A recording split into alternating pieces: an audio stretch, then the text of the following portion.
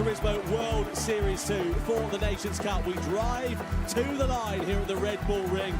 Weather in play and 30 laps of action to come. The lights go green and we go racing for the grand final of the Nations Cup here in Berlin. So Drumont leads them up to turn 1 and then Laboutelet, then Sasaki, but it's turn 3, the first big braking zone. That's the real opportunity for overtaking, and Drumont of course does not have the advantage of the slipstream, but he did have the advantage of a nice clean run out of the first corner. So here's a replay, didn't see this one. This is Karatza on board for P9 currently. On the brakes, and bang. Yeah, punctures the back of Miyazono there and go Barbara in contact. Karatza, Barbara and Miyazono are under investigation for that first corner skirmish that we saw a few moments ago. But now you've got 3 drivers lining astern. Oh, there was a bit of contact there between Laboutelet and De Bruyne down into turn 4. And there might have been, I'm not sure, we didn't get a good angle of it. Kind of Bruyne now defend from Laboutelet, just chops across the nose there of the French driver, saying, no, thank you, sir, I'm taking this for now. So into the braking zone we go. Laboutelet's got the inside line. Gallo's got the momentum, but no room to use it. Oh, and a biff into the back there as Jura, sort of half-season opportunity, but makes a bit of a meal of his braking and has to back out of it and just allow Gallo an opportunity to hold on to that 4th place. This is Gallo comes under attack from Jura. Jura on the inside, Serrano's going to follow him through. They come 2 at a time to the Spaniards, and there goes Jura. Can Serrano make it through as well, using the draft of Jura, who pulls across to help his compatriot? That's teamwork there. These guys are working together. And down in towards turn 4. He's got the inside line, but has he got the grip under braking? He has. Drumont is through, and on the inside of Jose Serrano. Oh, look at that for Kai de Bruyne. Beautiful. On the inside, the door was open, and Kai de Bruyne gladly walked through it. Laboutelet, Drumont and De Bruyne have all come into the pit lane. They've gone for intermediate tyres. Serrano, Jura, etc. have all stayed out here. Now, are they going to take advantage? Lap times, what? They're in the 1:11. They're easily slick times last time around, unless they're expecting an absolute deluge on this lap. Kai de Bruyne got the run on Laboutelet there on the outside, better off the exit, just came off the racing line. Good launch there, looking around the outside. Can he make it stick on the Frenchman? He can. Right around the outside goes Kai de Bruyne, back up into the lead of the race.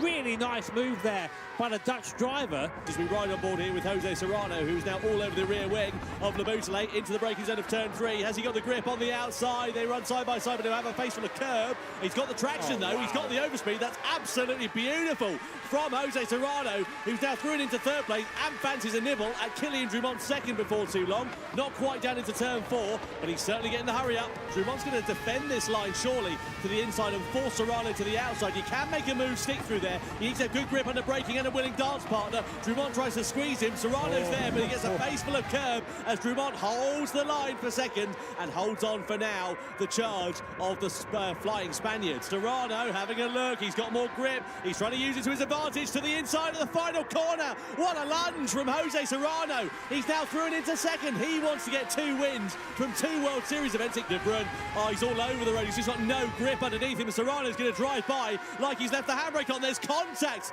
as they come through the exit of the right-hander. Serrano there with the inside line, and now the lead of the race for the first time. Jose Serrano for Spain is in front here in the grand final, and he's got 6 laps separating him from his 2nd victory in succession. Across the timing line, and you get the sense that Jura is going to send one through on the inside because he'll just have that much more grip under braking, and indeed he does. Look at that. Pol Jura into 3rd place. He'll have greater traction on the exit. Next target, Kai de Bruyne, and it's only a matter of time here. Yeah, and Kai de Bruyne's stuck. He can't do anything here apart from box. Here comes Valerio Gallo also on a newer tyre as well. So all those who pitted for the intermediates a bit later are all seeing, oh, Drumont and Laboutelet contact the French drivers who were leading this 1-2 at the start, down to 5th and 6th and still falling, and suddenly Gallo is in with a chance of a podium too. That could be on for a repeat. Serrano leads, but Jura's got the inside line here on Kai de Bruyne in the middle sector. Can he make it stick through into the left-hander? He can, and Gallo's there as well. De Bruyne loses 2 places. Serrano has to play this one safe. He's got no choice. He's backed into a corner, and he's now just got to drive this one as best he can. Barbara versus De Bruyne, meanwhile. De Bruyne still stuffing it out on the intermediate tyres, but he's going to fall down like a stone. But we're still holding our head in our hands, wondering the strategy there of Pol Jura, who's by the looks of things, thrown away what could have been a certain podium. De Bruyne versus Sasaki for the final podium place. Side by side they go. Sasaki holds it, but De Bruyne's got the inside line. Has he got the traction through on the inside? He has. Kai De Bruyne is now back up and into the podium places. Jose Serrano makes it 2 wins from 2 races in the Nations Cup here in Berlin. What a performance from the Spaniard. Second place for Valerio Gallo and P3 for Kai De Bruyne. His first ever podium in the Gran Turismo World Series.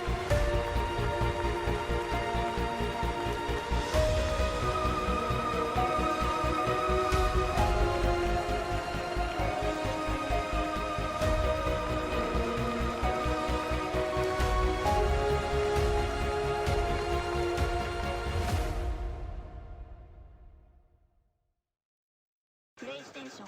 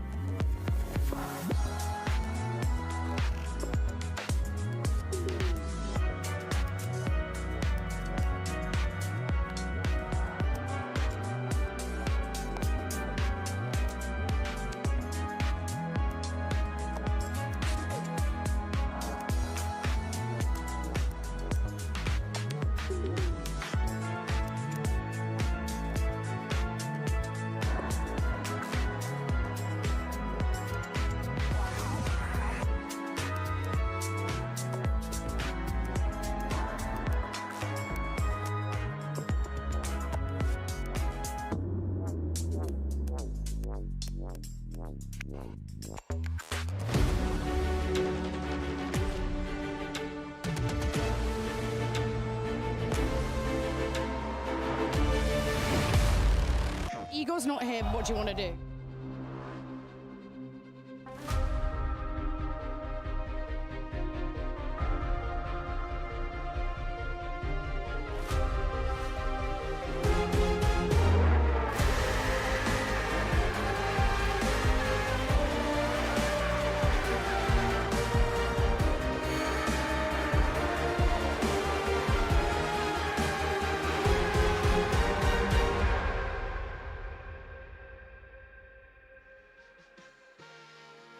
Hello and welcome to the Gran Turismo World Series, coming to you live from Los Angeles. Now, we are in the midst of FanFest, which is like this huge just celebration of everything automotive. But these particular cars are super cool because these are just regular Joes who brought down their babies in the hope that they're going to win the GT award and get put in the game. You might be playing one of these cars, and we're going to find out which one later. Now, let's not forget the main reason we're here, which is the Nations Cup. We need to know if Serrano's going to take it 3 for 3. I need to know, you need to know. Let's find out.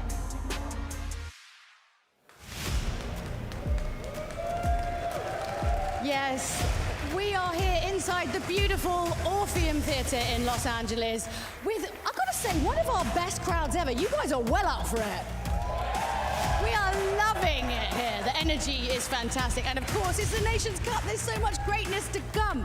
But before we get into all of that, why don't we take a quick look at a lovely little campaign for you. Forget that you can get involved with the World Series inside Gran Turismo 7 with the bonus campaign. Just click on the Winners Campaign banner on the GT7 world map, and that's going to give you the chance to win 1 million credits for each of the Nations Cup and the Manufacturers Cup by predicting who's going to win. Just think of all the stuff you could buy with that. Don't forget that you can enter and vote right up until the start of each Grand Final. Good luck. Watch the World Series broadcast through your GT7 game, and you'll unlock some special in-game rewards through the Viewers Campaign. Watch the Nations Cup live stream and you could win a Mazda RX-7 GTX 90. Everyone likes free stuff, myself included, and here's your chance to grab some. Now, I know you guys are super excited to find out more about this Spec 3 update that is coming very, very soon. So why don't we take a little sneaky peek at the Yas Marina track?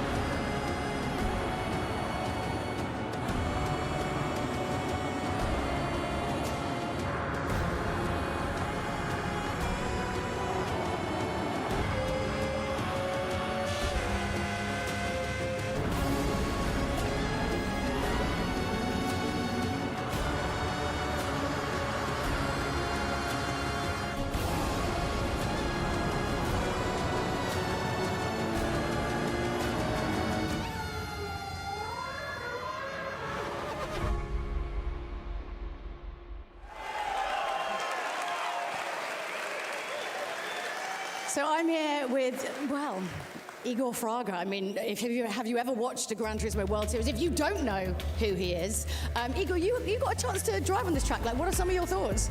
Yeah, so yesterday I had a little bit of time to play in the track. The track looks really good, especially at the nighttime. The immersion that you have playing that track, it's very intense. And also the track is very technical, have a lot of room to do overtakes and stuff, and I think it's gonna be great for racing as well. I mean, it looks pretty good, right? I mean, come on guys, you can do better than that. It looks pretty good, right? It's the blood, sweat and tears of polyphony. Give them a bit of... So also, for Spec 3 as well, we've got like this new data logging feature. So maybe you want to explain a little bit about that so they can get an idea of what it is. Yeah, so the data logging stuff, it's what we use also in real life as well. So in the Gran Turismo, now we have only the replay to compare against the other drivers, and now we'll have the data logging that we can really look into details of driving. And I think you can make your time more value, I would say. Like instead of trying in the your driving and see that on the track, you can like actually compare to the other driver on the data and see like what's the difference it is. Oh, so they don't want to know what other drivers are doing. It's just about. No, I'm just kidding. Of course you do, right? You're a little bit competitive.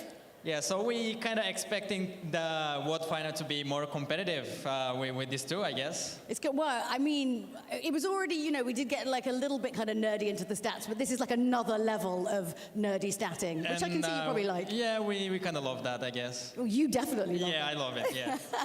Well, it's going to be amazing. You guys excited to drive it? We are so excited to see you on track as well. So big thank you to Igor for coming in and chatting to us. Yeah, thank you so much. Thank you. It's weird if you're not here. Yeah, I know you have to like drive real cars or whatever, but like, come on. No, the thing is, like, I'm here, being here in the competition, watching all the drivers compete. Like, I want to drive it on a race against them. Well, they're the best in the world. Like, I want to challenge myself against them. No, I had to go to Super Formula. well, I'm just kidding. All right, well, it's a pleasure to have you here. Thank you. We're going to have a little bit of a recap to keep you up to date of everything that happened in Berlin. Gran Turismo World Series 2 for the Nations Cup. We drive to the line here at the Red Bull Ring. Weather in play and 30 laps of action to come. Just as Gallo comes under attack from Euro on the inside, Serrano's going to follow him through. They come two at a time to the Spaniards, and there goes Euro. Can Serrano make it through as well, using the draft of Euro, who pulls across to help his compatriot? ŻYWO's going to defend this line surely to the inside and force Serrano to the outside. You can make a move stick through there. He needs a good grip under braking and a willing dance partner. ŻYWO tries to squeeze him. Serrano's there, but he gets a face full of curb as ŻYWO holds the line for a second and holds on for now. Serrano's going to drive by like he's left the handbrake on. There's contact as they come through the exit of the right-hander. Serrano there with the inside line, and now the lead of the race for the first time, and he's got 6 laps separating him from his second victory in succession. Serrano leads, but Euro's got the inside line here on Kaidebrun in the middle sector. Can he make it stick through into the left-hander? He can, and Gallo's there as well. De Bruyne loses 2 places. Jose Serrano makes it 2 wins from 2 races in the Nations Cup here in Berlin. What a performance from the Spaniard. Second place for Valerio Gallo, and P3 for Kaidebrun.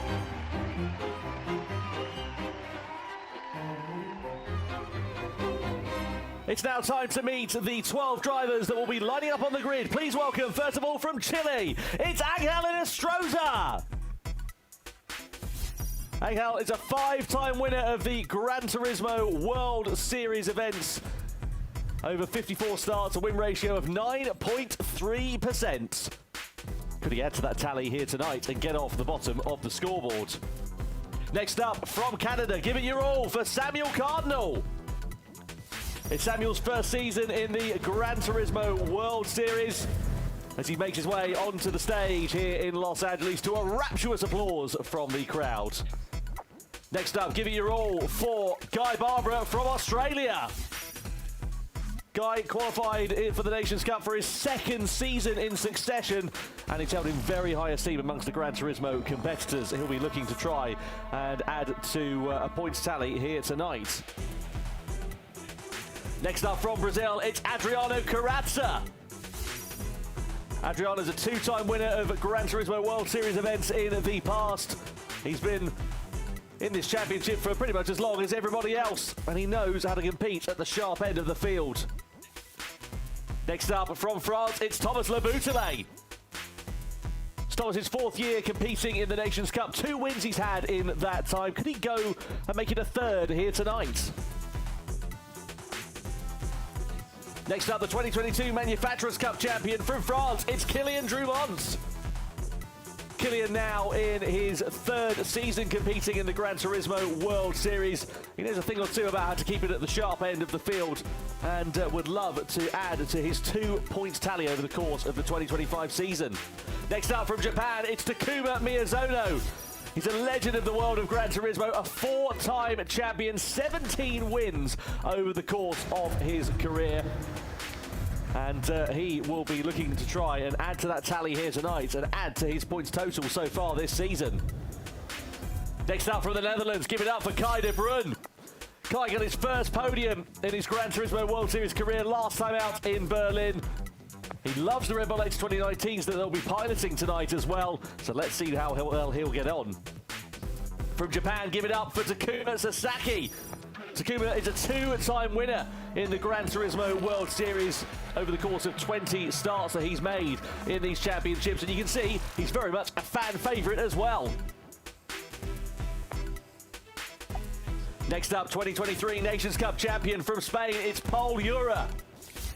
Pol was part of the outfit when the Nations Cup was a teams championship back in 2023. 1/3 of the drivers that won the title in that year. From Italy, give it up for Valerio Gallo, the 2021 Nations Cup World Champion. He currently sits 2nd in the points rankings, and again would love to add to that accolade this season with another title under his belt. And last but very not least, please give it your all for Spain's Jose Serrano. He's a 2-time winner in the Gran Turismo World Series alone in 2025. He's a former world champion as part of the Spanish team that won the Nations Cup back in 2023 as well. And as you can tell, he knows how to keep it at the sharp end. Let's see how he will fare against the Los Angeles crowd here today.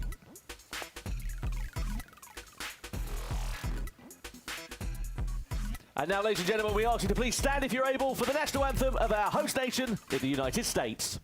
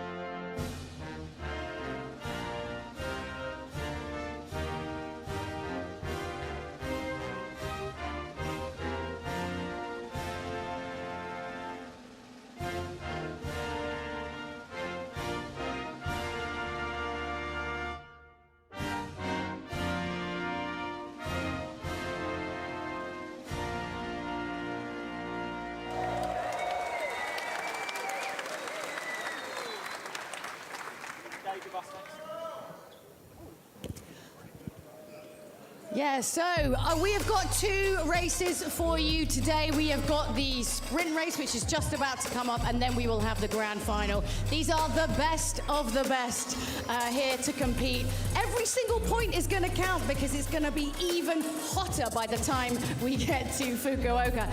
Who were some of your favourites then? Give me some names. Who are you rooting for? Everyone here has got their favourite and there's everything to play for. These guys, this is the moment. It can all crumble or it can all go your way. Let's see how it's going to go down. Here's the comp format. Best 12 drivers in the world from the 2025 online qualifiers. 9 countries are participating in the Nations Cup World Series this season.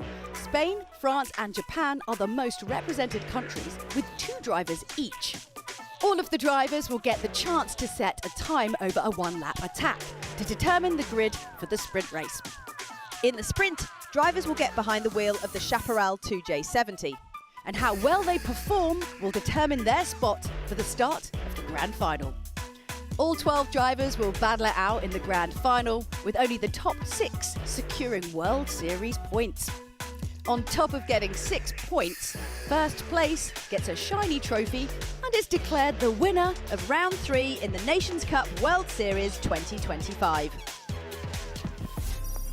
Well, let's have a look at the World Series points rankings in the Nations Cup. After 2 rounds in 2025, you can see it's Jose Serrano who's got a clean sweep at the top of the order. He has a 3-point advantage there over Valerio Gallo. Paul Ura there in 3rd position as well. Great start to his season, but it sort of tailed off in Berlin after an incorrect strategy call. Sasaki, De Bruyne, Miyazono and Drummond are the last of the point scorers. Labusele, Cardinal, Barbara, Inestrosa and Adriana Carrazza yet to get off of the bottom of the blocks. Could this be their evening here tonight? Welcome to the GT desk for the first time in the Nations Cup, and welcome also to Parker Kligerman once again. Well, Parker, it's great to have you here. We saw some brilliant action in the Manufacturers' Cup a couple of hours ago. More of the same for the nation. It was absolutely awesome. Incredible finish, and I just love this Gran Turismo racing. It's incredibly close. You don't know who's going to win until that final lap. It feels like in almost every race. The Manufacturers' Cup was amazing. I can't wait for this one. No, I'm really, really excited about it. And, of course, unlike the Manufacturers' Cup we had a couple of hours ago, the Nations Cup doesn't have the same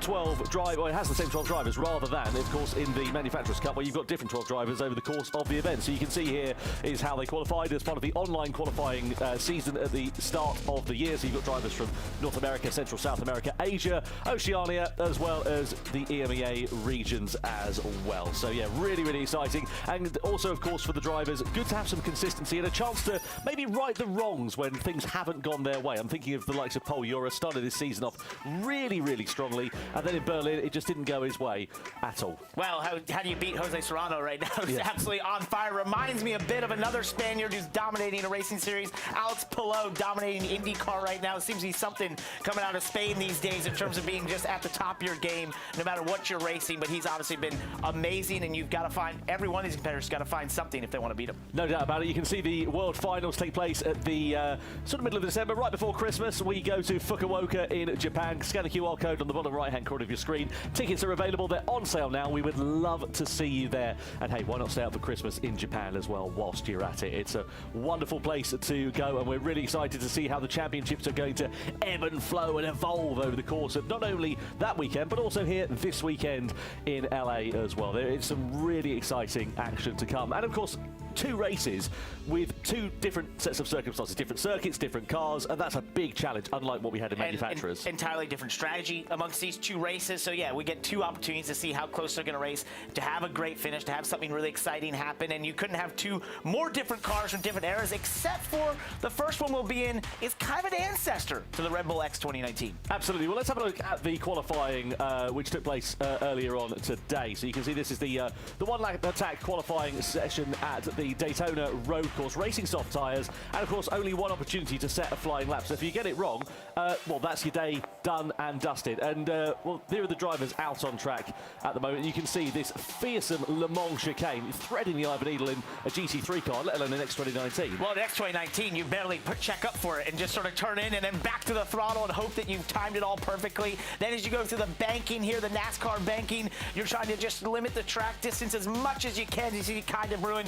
Go go to the top of the board there, and then down at this fast turn one, you have to get hard on the brakes. You see Brun there setting the fastest time in qualifying. Great lap time from the Dutchman. Continuing really the progress that he made when he got onto the podium last time out at Berlin. This was Jose Serrano's attempt to try to thwart that. Third quickest for the championship leader. Not a bad starting position for him, and he seemed okay with it, but you can see Brun absolutely delighted with that, riding the crest of a wave. But it's amazing what a little bit of confidence can really do for you, because as you can see, he is now very much at the sharp end of the field by a tenth of a second over Kylian Drumont. And confidence, as we say in racing, there's two currencies. There's money and there's confidence. And confidence is sometimes even better for a race car driver, because it's just a thing that creates performance. It creates great decision making, and ultimately it leads to having great speed. And that's what Brun had here in qualifying. Yeah, absolutely. And that's qualifying. Of course, different set of circumstances, though, to the sprint race, which is coming along the way in a couple of moments' time. We move over from the Red Bull X 2019s. We go to the Chaparral 2J, a racing car from the 1970s, which is unlike any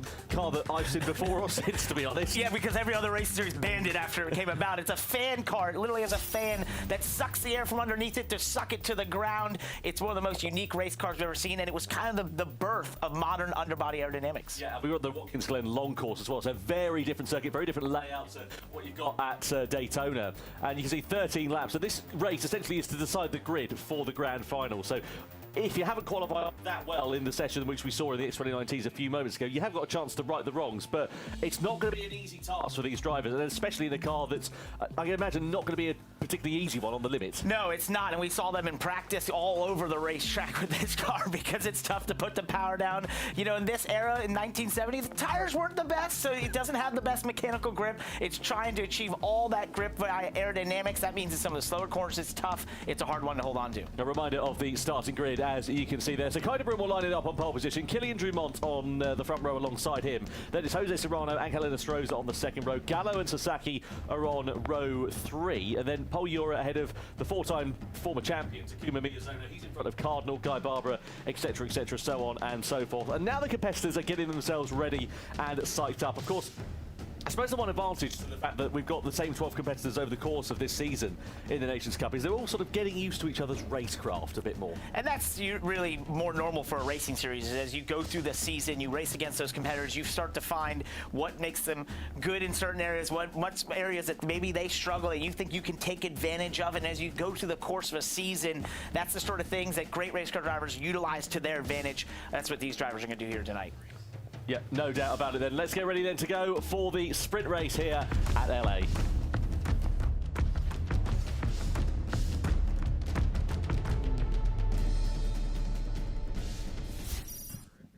The drivers then on the circuit, ready to go for the sprint race here in the Nations Cup. This is going to be hugely exciting to determine the grid for the grand final. Brun lines it up on pole position. Alongside him on the front row is Kylian Drumont. Then next up on the head of row 2 is Jose Serrano, and he has got Angel Enestrosa for company alongside. Then it is Valerio Gallo. He's P5 on the grid, the Italian driver, just in front of Takuma Sasaki. Next up, Paul Ura, man who's needs to turn his fortunes around after a difficult Berlin, with Takuma Miyazono alongside. Completing the top 10 is Canada's Samuel Cardinal with Guy Barbara for company. And then next up, you've got Adriano Carrazza in P11. And completing the grid is Thomas Labusle, who had some problems in qualifying. He was some 3 seconds off the pace. Now, this being a sprint race, no need to worry about tyres, no need to worry about fuel. It is flat out from lights out to the checkered flag, and it's anybody's guess as to how this will work out. And it all starts down to turn 1, a downhill braking zone into turn 1. You'll use all the runoff that you possibly can over the curb on the exit, but then it sets up a long back straightaway here on the Watkins Glen long course. One of those beautiful racetracks in all of North America. Historic, it's a beautiful place to be, and it's an awesome place to race. Super high speed. Yeah, no doubt about it. What about Kylian Drumont? What can he do there on the far right-hand side of your picture? Currently 7th in the standings with just 2 points on the board so far this season. Good opportunity for him to try and turn things around. Likewise, there is Takuma Miyazono. He's currently P5 with just 4 points out of a possible 12 he could have scored so far this season. Their opportunity really does knock for some drivers, and this is the first test of things because, as we said, this will determine that grid for the grand final. We're ready to go racing, though, for the sprint race of the Nations Cup here in LA as we get racing underway at Watkins Glen, and Kyder Bruin leads the field across the timing line and down towards the first corner. Drummond, Serrano, Inestrosa all in tow behind. Into turn one, it's not a particularly heavy braking zone, so no dive bomb moves into there. You've got to set it up quite nicely, though, as we then begin to start opening up the lap, and now we'll see the drivers following in the slipstream behind, just waiting for that right opportunity to try and pounce. And as you go through those S's, as you're following our driver, you can lose a sight a little bit, so you got to make sure you're hitting your marks correctly as we go here into the chicane a little bit. And this is a barely slow down with the grip that this thing makes here.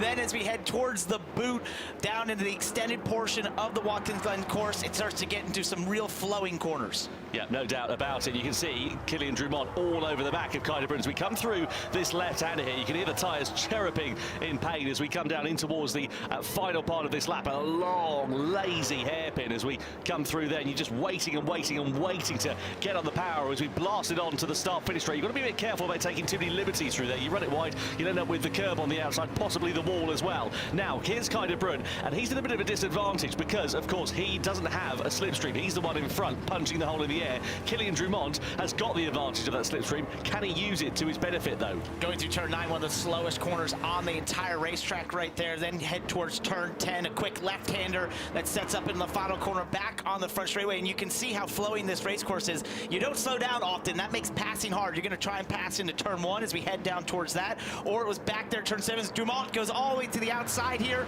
Can he get there? Not quite, just showing his nose a little bit, but that's the thing. You're going to try, if you can get a good run off the final corner, to get to the inside into turn 1. Well, that's an interesting one, isn't it? Because he didn't have a particularly bad run off the final corner for Kylian Drummond there, but you can see there, it's left him a little bit vulnerable here to the attack of Jose Serrano and Frank Inestrosa. But the slipstream, it's effective, but it's clearly not that effective to just blast past. It's not a particularly long straight, is it? Kylian Drummond sort of moves out as we come in towards this bus stop chicane. They ride the curb over there, and you can see the car sort of chirruping over the curbs there. Looks relatively compliant. And when you hit those curves, in real life, it knocks your head around in the car and it sort of disorients you a little bit. Here, you're just trying to use every bit of racetrack that you can get away without going over track limits through that section. And now you head down towards turn 7 here, the toe of what we call the boot at the Watkins Glen long course. So it looks a bit like a boot in some respects. And now headed to what I think is the other passing zone down into turn 8, the heel of the boot. If that's a boot, what shape are your feet? So that's what I want. Well, I don't know. It's what they call it. They've called it forever, as long as I've ever gone there. I'm not really sure. I've looked at it. It sort of looks like a boot, maybe. Yeah, okay, if you look at it with your eyes closed, maybe. Yeah, okay. Sasaki versus Miyazono, side by side through this left-hander. The two Japanese drivers giving absolutely no quarter at all here. Miyazono looking to try and repay the favour there on Takuma Sasaki, who's dropped down from 7th to 6th place rather to 7th place from where he started. So he's lost 1 position, possibly set to lose 2, maybe even 3, because Guy Barbara is right in the wheel tracks of the two Japanese drivers. Miyazono pulls to the inside, but has got the advantage. Oh! Guy Barbara with an 8 lunge. That's a bit aggressive and a bit of a mistake, I feel, that he tried to turn into an overtake. He was just a bit of a day late and $1 short on the brakes there. Thankfully, he managed to avoid any serious contact. And the problem with that move is that when you try to go to the inside there into turn 1, we're seeing a battle for the lead. Drummond's down to the inside. We're going to be 3 wide here. Oh, yeah, this is tight. Drummond then, it is through into the lead ahead of Jose Serrano. Oh, someone's well off in the back. That's Gallo, who's entered into a different postcode by the looks of things. He fired himself off into the barrier right down the order, and that is pretty much a disaster there for Valerio Gallo, because that's going to give him the mother and father of jobs to do going into that grand final from the back. Got a real tall task to make that back up, and that can happen down there when you get side by side into the bus stop chicane. Something's got to give. You've got to get single file before you turn in, or you leave yourself at risk of firing off to the outside like he did there.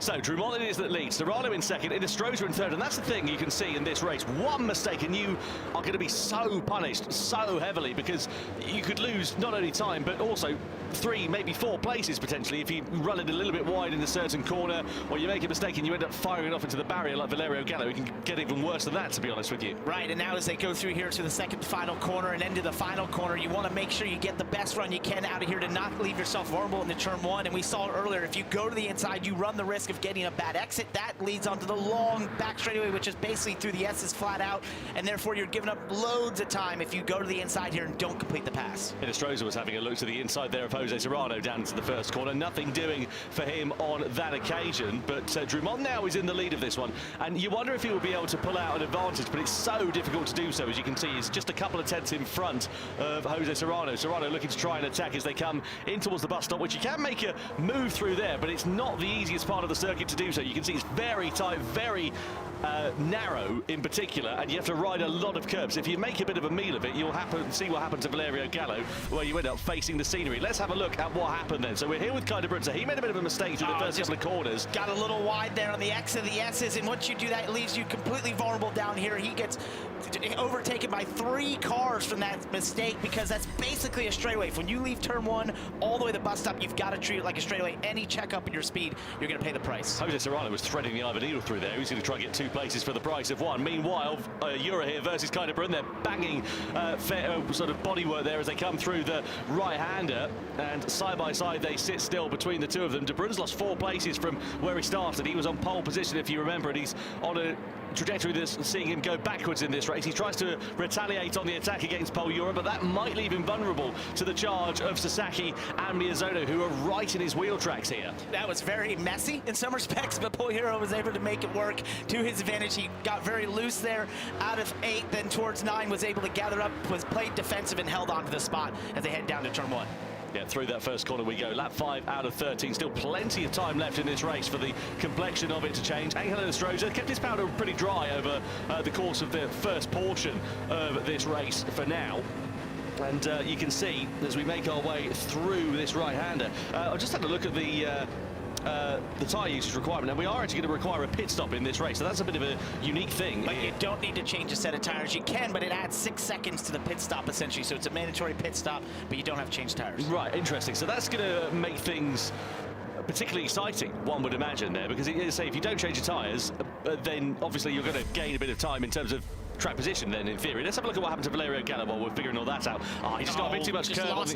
Yeah, a bit too much curve on the inside, and that just sent him straight to the scene of the crash, basically, on the barrier. So an unforced error for Valerio Gallo there, unfortunately. But yeah, we'll see how the strategy for the pits is going to work out for this one, as Kylian Drummond has got Jose Serrano and Angel Inestrosa still very close for company behind. But I have to say, they're being all pretty well behaved at this point. Yeah, but Serrano keeps looking to the inside, occasionally down into turn 1, just sort of peeking that nose out a little bit. Once again, sending a message. We saw this in the Manufacturers' Cup earlier tonight. Drivers who are just trying to show that, hey, I'm here, I can make this move if I want to, but I'm choosing not to at this time. We're almost working together to try and maximize lap time at this time. Okay, so we have to make 1 pit stop then in this race. It's mandatory, but you don't have to change tyres. Laboutelet's decided to do that at the end of lap 5, the beginning of lap 6. I was just about to ask, how do you decide when to make those pit stops here? And you know, how does your strategy work out? Do you decide to get it out of the way early and hope that you get a bit of clear air? Because if that doesn't work out and you end up right on the back of somebody, it could cost you time and then ultimately cost you the position that you were fighting for pre-pit stop. I assume some of the mid-pack would probably be the first to pit road for that exact reason, get into cleaner air, start to rip some really fast lap times, whereas these leaders here who sort of find themselves getting away from the mid-pack are going to utilize this time to feel like they're drafting, they're making up some good lap time at this point, as long as the tires hold on. Look at Jose Serrano, he's all over the back of Kylian Drummond like a cheap suit here as we come through this left-hander. Just no room for him to use that extra momentum that he's got, and to be honest, I don't think he's particularly that bothered at this point. We're only at the halfway stage now of this race. There's so much time for him to think about where he's going to be making those moves, and you don't want to do anything too rash because it can cost you a lot more than you'd be set to gain. He got pretty sideways there out of turn 8, so just managing the rear tires, you're starting to see them sort of give out a little bit sort of wear at this point in time. This car really hurts those rear tires for sure, especially out of here, is that you're just putting a lot of energy and stress through that right rear tire. You see Jose Serrano get a little bit sideways as he exit. That's a shame for Paul Jura. He's picked up a 1-second penalty for colliding with another car. That's going to drop him down behind De Bruyne for certain, possibly behind Sasaki. Let's have a look at the battle though for the lead as they all come and filter into the pit lane. I thought that might be the case. It's a case of follow the leader. One blinks, they all will blink because they just want to maintain track position. They're sort of forcing their hand really there, aren't they? Yeah, you're basically saying, hey, we're all just going to do this in lockstep and now try to race it out on the racetrack, not trying to use a different strategy at that point and thinking this is probably the fastest time to do this race. Can Leboutelet and Gallo try and take profit? Because they pitted a bit earlier on in this one. As you can see, nobody's changing tyres in particular there. As you can see, they're staying on the soft tyres. Not really much point about it. Out of the pit lane we go. Let's have a look at Leboutelet. Where's he emerging? Because he's at racing speed and his tyres, of course, will be up to temperature. They won't have dropped off. So he's now back in the race and he's in 8th position. So it's worked out okay there for Thomas Leboutelet. He's right in the thick of the action. He'll be there ready to try and take profit. Meanwhile, at the sharp end of this one, Serrano versus Drummond. We come down towards this chicane. Serrano's got the inside line. He's got track position. And now he's got P2. Lovely stuff. Really nice pass. That was beautiful down there into the bus stop.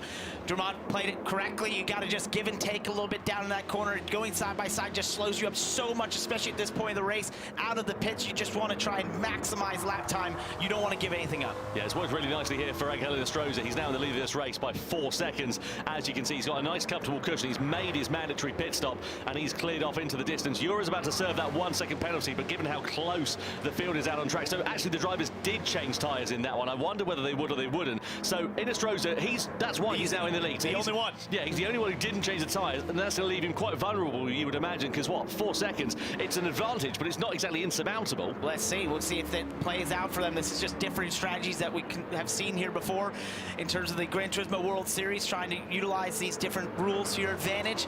We'll see if Jose Serrano's got the speed to start and run him down. Right now, just looking at Inestrosa's tires, they're not terrible considering the amount of laps that he has on them, but it's going to be about maximizing his lap time right now. On board here with Tzimimi Azono, P6 for the Japanese driver at the moment, down the start-finish straight and in towards the first turn. Nice and neat and tidy for him. Cardinals just serving, just lost the position there to Valerio Gallo, who's trying to fight back after that earlier trip to the barrier. Jura with that penalty dropped down to 7th position, but he's only about a second or so off, so he's still pretty much within slipstreaming range. If he can put together a couple of clean laps, he might be able to get himself onto the back of Tzimimi Azono. The win probably is going to be a little bit out of question, but we'll see how it works out for him. Meanwhile, Inestrosa and Serrano, the gap now from 3.7 seconds down to just 3 seconds, so that's nearly a second or so that the prevailing field have managed to close up over the course of this lap. Might leave Inestrosa, and probably will leave him quite vulnerable at the end of this one. It's going to come down to Kenny Block. Yeah. Kenny Block, how's it going to time out? Most likely, just looking at the timing here, they are definitely going to catch him with at least a lap, maybe 2 or so to go. Paul Jura and Thomas Leboutelet under investigation for a collision there as well. So we'll see how that one has all worked out. They're in 7th and 8th place there, respectively. Jura in front of Leboutelet.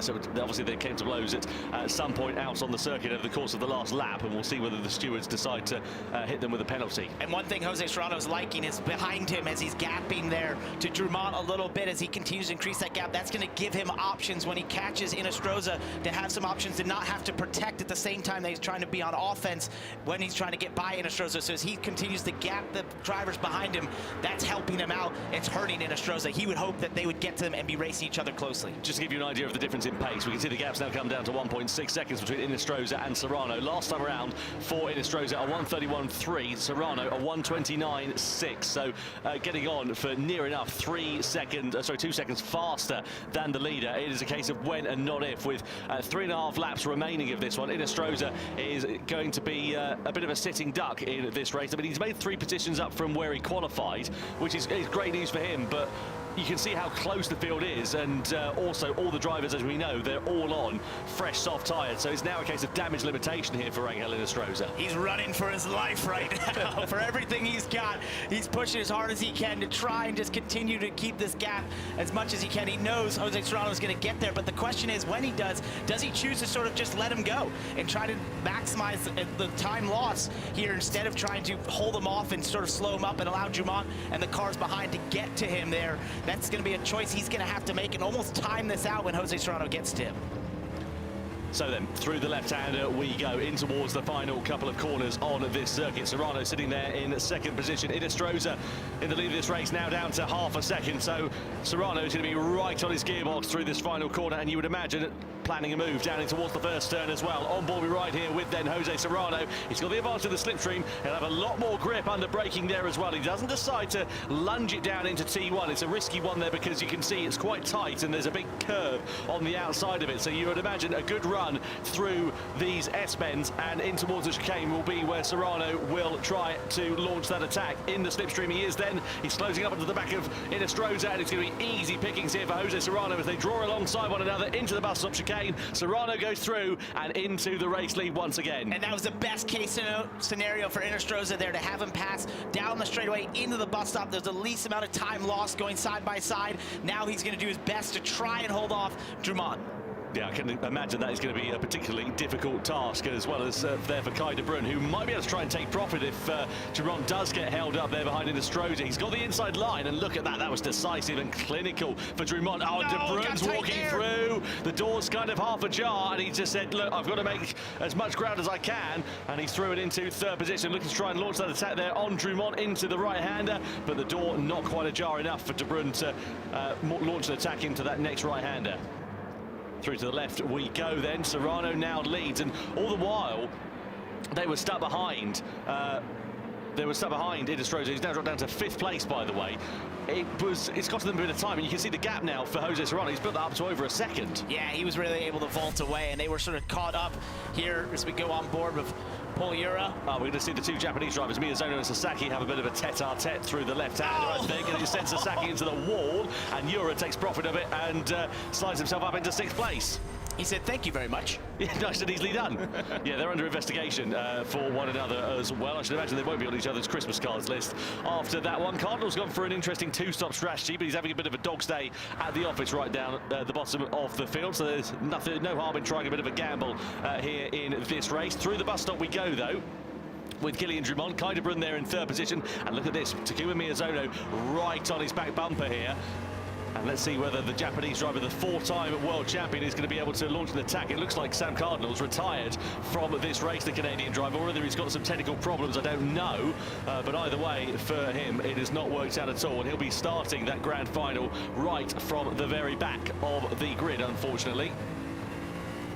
Takuma's looking for the run here down into turn 8, just hoping to have a little bit of momentum, maybe try to set up from the final corner down into turn 1. We've seen that move be attempted a couple times, or hold back and try to use it down into the bus stop. If you're keeping up with Inestrosa, who qualified 4th for this race, not the no tire strategy, he's all the way back to 8th right now. That has not panned out for him. No, it's a gamble, and he didn't pay off. I mean, look, he's had no points scored so far this season. He's right at the bottom of the order. Has to try something to try and get himself up there. It was a risk, and unfortunately the reward is not there for the taking. Down in 8th position, it's the best he can hope for as it stands for now. Meanwhile, here is Miyazono in the slipstream with Kai de Bruyne. He's got the inside line down into T1. Can he make that stick? That'll be brilliant if he can. Oh, Ura's going to walk through it as well. De Bruyne's going to get shoveled to the curb on the outside and loses 2 places in the space of 1 corner. So Miyazono and Ura are through for 3rd and 4th place now, respectively. Ura on the attack against Miyazono. What a fantastic run he's had through the first couple of corners. Miyazono knows that, goes for the defensive line, and here comes De Bruyne, ready to try and take profit of it as well. Through the bus of chicane, there's contact. Ura's onto the curb. De Bruyne goes back through on the inside as well. So Ura goes from attacking to defending to losing places. What an awesome bit of battling there amongst these drivers. They played it as clean as you possibly could there. Paul Ura was trying to stay there, but he just couldn't, and at that point he couldn't get through the bus stop correctly. You're out of phase, you're out of the line, and that opened up the door for Kai de Bruyne. Yeah, works really nicely there for Kai de Bruyne, and he lives to fight another day. Let's see whether Ura can launch a retaliation. It's brought Labutale and Sasaki right back into play then here for this one as well. Miyazono is the man on the move there. What have we got? A lap and a half now remaining, so not much time left. At the front of this one, Jose Serrano's built out the advantage, but he's pretty much stabilised at about 1.2 seconds or so. so over the likes of Kylian Drumont, and subsequently then another further 1.6 seconds. He is in front of Takuma Miyazono. So maybe not a battle for the podium that we're going to see to the end of this one, but you never know. One mistake from Miyazono and it could be right up to play for again. It was an optimistic move by De Bruin there through turn 8. It's left him vulnerable here to Polyura as we go down the front stretches. He tried to do what Miyazono did a lap before. Yes, he's looking to the inside, doesn't quite get there, thinks better of it.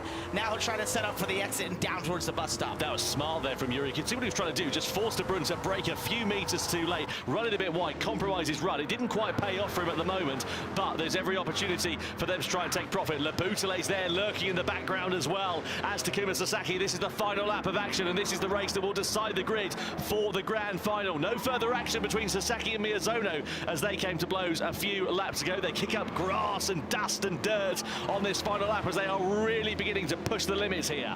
And it's really De Bruin just trying to hold off Euro at this point right now. That the third place Miyazono has been able to get just a bit far enough away that I feel like he can hold on to as long as he hits his marks through these last set of corners in this lap. But it's really a battle there for fourth. If Miyazono can get, oh, let's look at the inside. De Bruin didn't quite get there, trying everything he can. Yeah, certainly did there, did Kai De Bruin, but again, just pushing the limits a little bit too hard. On board here with Euro, who's got that unfortunate position of trying to attack, but also defend as well, because Labutale's there, ready to try and pounce. Just a few more corners now remaining here at Watkins Glen, unless a desperate lunge comes on the inside for Kai De Bruin. He was trying to think about a move there, but it just wasn't ready for the taking. And I think Miyazono, if he can just hold his line and not fluff it into the final couple of corners, he'll be able to hold on to third place. Meanwhile, what a drive from Jose Serrano, who comes through to take the victory in the sprint race and pole position for the grand final. He wins it here at Watkins Glen ahead of Kylian Drumont and Takuma Miyazono on the podium. Kai De Bruin finishes in P4 ahead of Polyura in P5. But again, we're running out of superlatives to describe the run of form that this young man has had. Jose Serrano is on supreme form in 2025. He's won both of the grand finals, and he picks up another sprint race for his troubles as well. Absolutely at the top of his game, and you can see it in every decision-making that he has, the speed, obviously, that he has right now. And throughout that whole race there, it was just obvious. He knew when to sort of hold back and then when to try and strike. There wasn't many optimistic moves. They were decisive moves that went in his favor. And then when it was up for offering to go for the win, he was able to drive away from the field, create the gap he needed, run down Inestrosa, and set sail. Yeah, very well done to him. Commiserations, though, to the likes of Angel Inestrosa and also to Valerio Gallo there as well. Inestrosa tried an alternative strategy, wasn't one that paid off for him, and Gallo, of course, we saw him having an incident into the wall as well. But this is how the race panned out. We saw Kai De Bruin beginning this one on pole position. He started at the sharp end of the field ahead of Drumont and Jose Serrano. Pretty close and clean affair at the sharp end of this one. We saw Euro making a move on Sasaki in the opening couple of laps. There's a bit of hip and shoulder between those two drivers as they made their way through that hairpin. This was Valerio Gallo's undoing, though, as he just took too much curve on the inside of the bus stop, and that saw him going backwards and into the barrier. Then we saw a smattering of pit stops, and we missed this one initially, but Inestrosa pitted but didn't change tyres, unlike the rest of the field. It left him at the sharp end of the race with a near 4-second advantage as they started making moves behind. But ultimately, as his tyres wore down, everybody else began to speed up, and it left him very vulnerable in the closing stages. Jose Serrano was able to make this decisive pass down into the bus stop, and from this point onward, he just set sail, clicking off lap time from the rest of the field as they all battled it out. So we see here Miyazono going to the bottom of turn 1 past Kai De Bruin, and that was a really nice pass. He had to play super defensive here at Polyura, and this all boiled up down into the bus stop where they were all together, but Jose Serrano got the win. Yeah, amazing job from Jose Serrano. Let's go down and catch up with the winner of the sprint race, who will start on pole position for the grand final. He's with Jules. Yeah, I'm here with Jose Serrano, and who can doubt that 2025 has certainly been your year. But before we get into that, I think everybody here wants to know, like, what was it like driving that car in like a full-on race? It's super funny. Except on the chicane is jumping the car, so except all that, it's incredible to drive the car. Yeah, so it's actually quite fun. It's not too difficult. It's funny, yeah. It's fun. For me, it's funny. Yeah, well, I mean, you did all right. I don't know if everyone else would say it's fun. That's not a... But obviously, this year has really been your year. You seem to keep being completely consistent and pulling it out the bag. And you've only got, like, one more little race in a minute, and then you got 3 for 3. Well, how confident are you feeling? I'm really confident with myself. I'm relaxed, calm, as always, so let's see what happens in Daytona. Just so casual, just so consistent and yet so casual. Let's give it up for a big round of applause for Jose Serrano. Honestly, he is, look, he's not even barely sweating. Barely a bead of sweat on your forehead. There you go. And let's throw it now to Tom and Parker. Cheers, Jules. Yep, Jose Serrano continues his clean sweep so far in 2025. He wins the sprint race by 1.8 seconds over Kylian Drumont. Miyazono there, who'll line up P3 for that grand final with Kai de Bruyne for company alongside him. Kai de Bruyne probably been a bit disappointed with that one, having started the race in pole position and ending up P4. Yeah, and I think really the drive to me was Takuma Miyazono to go all the way up to third there. That really great pass into turn one was incredible, and it puts him in a great position here for the final. And I just think what he showed there was being able to move his way through the field between strategy and decisive moves on the racetrack, and to get the all-important track position, which every driver will tell you where you start is a huge advantage. It didn't work out for Kai de Bruyne here in the sprint race, but he stays in the top four. That's within striking distance for the final. 8th on the grid to 3rd at the checkered flag for Takuma Miyazono, and also Thomas Labouchelet. He started last in that race and finished P6 at the end of that one. Phenomenal job indeed from our drivers. Really, really excited for the grand final. Let's get down to Jules, shall we? Now, as we might have mentioned a couple times, after a 7-year hiatus, we have brought back the GT Awards, which has got to be one of the best competitions I've ever heard of, which is, as a GT fan, getting to get your car in the game. I mean, unbelievable stuff. So, do you want to know who's won? Do you want to know what car you're going to be driving? I thought you might. Hold on. I have an envelope and everything. It's very, very Hollywood. One sec. I need 2 hands. Oh, wait. Do you want to? You could. Do you, ooh, okay. Are you ready? Drum roll, please. Come on, louder. This is huge. All right. I can tell you the winner is Big Mike. His car is the 1992 Honda Prelude. Woo! Pretty cool. Okay. So we got a little bit of info about this, all right? So Big Mike, he's coming here. We go. He's a journalist who bought his 1992 Honda Prelude 20 years ago before setting about his renovation and mod build. Every bit of the car engine and body is bespoke to Mike's specifications, and it pays homage to the Japanese style with a nod to USA car culture mixed with a little bit of Mike's taste. You guys are going to be driving his car. That's super cool. Massive congratulations. Let's throw it back to Tom and to Parker. Yeah, thank you very much indeed, Jules. What an incredible prize for Big Michael, probably Large Michael as his mother calls him there.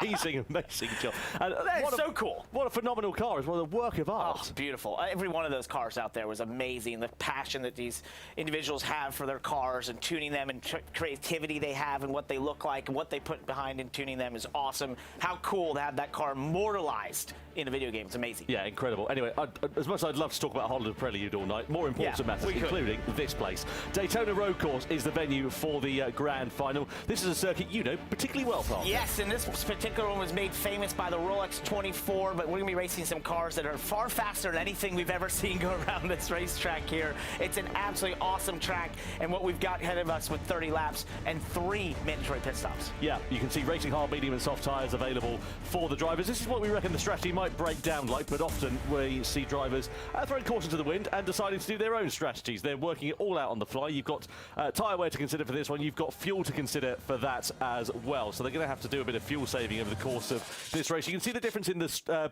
performances between the 3 different tyre compounds. 0.6 of a second slower for the mediums, a second of a lap slower for the hards, and they must use each of the tyre compounds in the race. Yeah, and take everything we say about strategy with a grain of salt. We've not always been correct in the past, so we'll see. But this race car, the Red Bull X 2019, absolutely insane race car, but really designed to be what the human maybe with a G-suit could survive driving. It's absolutely insane to drive this in Gran Turismo because it's just so mind-bogglingly fast. It creates an insane amount of grip, and it really sort of makes you rethink any course you drive it at. Absolutely. Well, Parker, you had a closer look at this Daytona Road Course circuit in these Red Bull X 2019s earlier on, and I have to say, it's a really interesting track, this one. Yes. And especially turn 1, because you're trail braking, you've got camber, you've got... It's a bit of a pain to get a car around there, to be honest. It really is. It's a difficult corner because you come off the banking there at top speed. In these, it's almost 200 miles per hour, 320 kilometers an hour. And the track sort of flattens out. Then you go across the banking through some bumps, and you've got to get this car completely slowed up.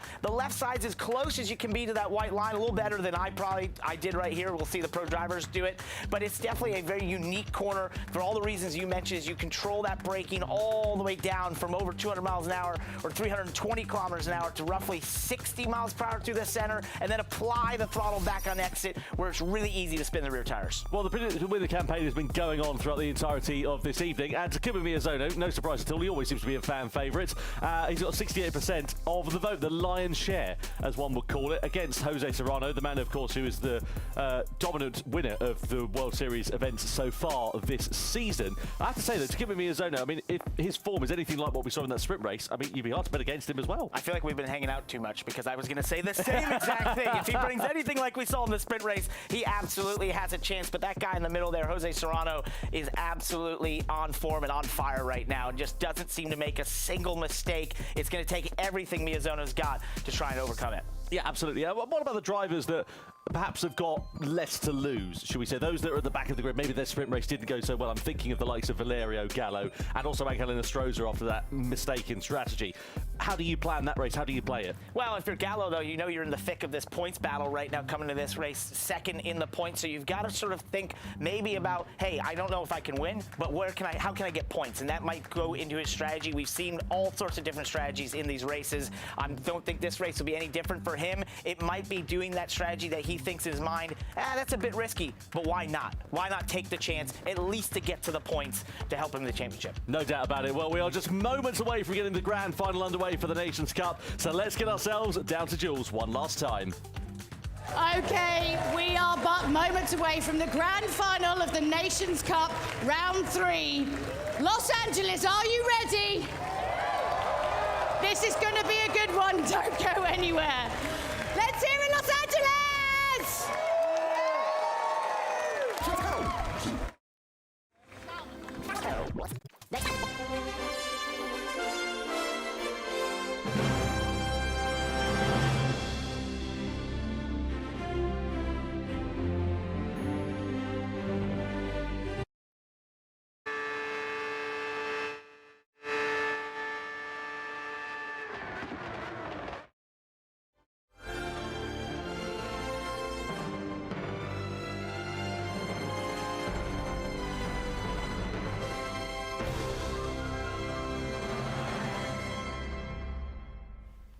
So then it all comes down to this. Gran Turismo World Series 3, the Nations Cup about to get underway here in Los Angeles. It has been a long wait for these drivers, and they are sitting in their sim rigs not far away from the time to go racing. And we'll be keen to see how this one is going to get on in these Red Bull X 2019. You can see the competitors out on the screen at the moment, and here we are. They are ready and lined up on the grid for the grand final. So let's run you through how they are going to be lining up here for this one.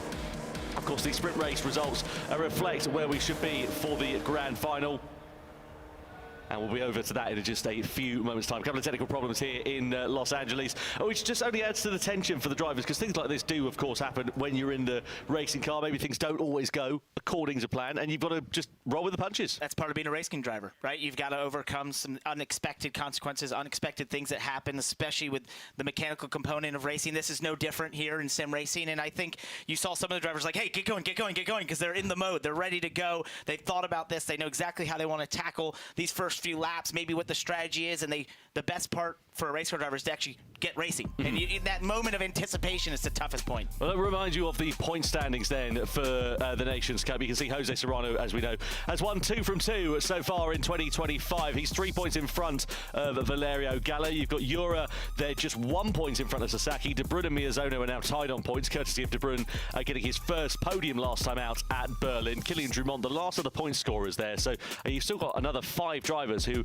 are yet to score a point in 2025, and there's only, of course, one round left to do so before the World Finals. So there's still plenty to play for. It's still pretty tight in the standings, but yeah, you'd have to say for the likes of Angel Inestrosa and some other drivers who were expected to be at the sharper end of the field, they've got a fair bit of work to do to try and turn their season around. And if you're Jose Serrano, you're loving what just came out of the sprint race there with Gallo, who was at the back of that race, so now he knows he'll be starting towards the back right now, so he's got a huge advantage in track position right at the start. Possibly could build up that championship lead right now as we go into this final race. For a guy that's been undefeated this year, he's loving all the things he saw through that sprint race. Yeah, no doubt about it. Jose Serrano, as we say, he's just been on in imperious form so far in the 2025 season, and we're running out of superlatives to describe his performances. What about Valerio Gallo, though? Is he on the back foot going into this race? You can see him there second in the championship standings, but that sprint race did not go according to plan. Yeah, I just think he's in a position where he might have to change his thought process to saying, hey, how do I get some points? Just to stop the bleeding a little bit in this. What happened in that sprint race, put him towards the back. He might be thinking, how can I utilize the strategy, the 3 stops we're going to have here with 3 different tires, hard, medium, and soft. What can he do that maybe isn't about winning, but it's just about simply getting in the points to stop that bleeding? Absolutely, and 30 laps over the course of this circuit as well is going to make things quite interesting. There's a lot of high-speed corners here at the Daytona road course. Not particularly that many heavy braking zones. No, especially not in this car. The X2019 doesn't slow down. You don't really have to slow down. Things amazing. It creates insane grip, but you will be drafting as we go to the oval portions of the Daytona road course. Massive draft effect. About within 2 seconds, you're going to start feeling that draft effect, so you'll see them utilizing that, and there's a bit of fuel saving possibly, and if you're running the draft, you can lean off that throttle, keep your speed up because of the draft, and save a bit of fuel, which could help in the overall time of the race. Yeah, absolutely, and you can see there the penalty line as well, so if any drivers do exceed track limits or they have some contact with another driver that could have been avoided, that penalty line, it's at the fastest point on the circuit, and you're just hemorrhaging it all the way down until turn 1. No, it's a massive penalty to get that there because these cars are approaching 320 kilometers an hour as they go through that banking there and get slowed down and then have to re-accelerate in that portion of the track. You will lose a tremendous amount of time getting a penalty. Well, with just a few moments to go then, let's get ourselves down to Jules once again as the slightly delayed start to this race and get our crowd hyped up here in Los Angeles. Well, the gallery said that you weren't excited enough last time, so we want to hear an even bigger cheer for the Nations Cup Grand Final here in Los Angeles. Let's make some noise!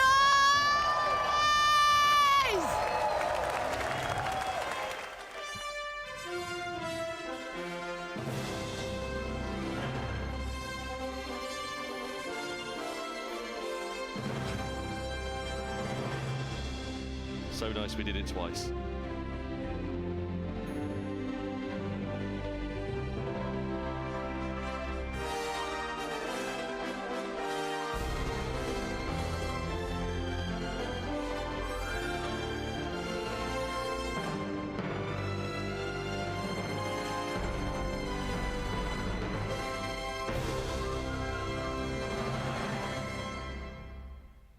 Twelve drivers lining up on the grid, 6 points on offer, and only one can be crowned the winner of World Series 3 in 2025 here in Los Angeles.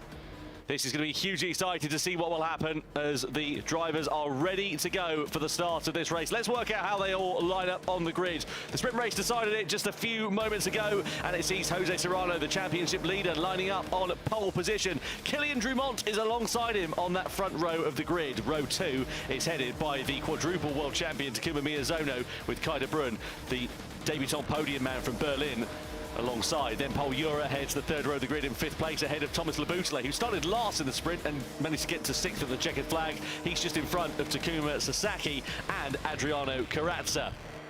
Next up on the grid, you've got Guy Barbara in P9, and completing the top 10 is Angel Inestrosa, whose mistaken strategy cost him very dear. Valerio Gallo, second in the championship, lines up P11 ahead of this grand final, and Samuel Cardinal P12 as well. Now, we've got a difference in tyres at the start of this race. Soft, medium and hards available for the drivers. A lot of the drivers there starting on the medium tyres, but 3, Barbara, Inestrosa and Gallo, going for the hards at the sharp end of this race. What do you think that's all about? I think it's exactly what we discussed. It's thinking how to do something different, especially for Valerio Gallo, who comes in this race second in points, having a disastrous sprint race there, puts him at the back of the field. He's thinking maybe not just about winning, but it's just moving himself forward towards the points. You have to do something different, knowing he'll be in a bit of traffic early on, and see if this can work to his favor. Yeah, I imagine the idea, of course, with the hard tyres is get them out of the way as soon as you possibly can. The hard tyres like lava, basically. You don't want to be on it for as short as a distance as you possibly can, given the pace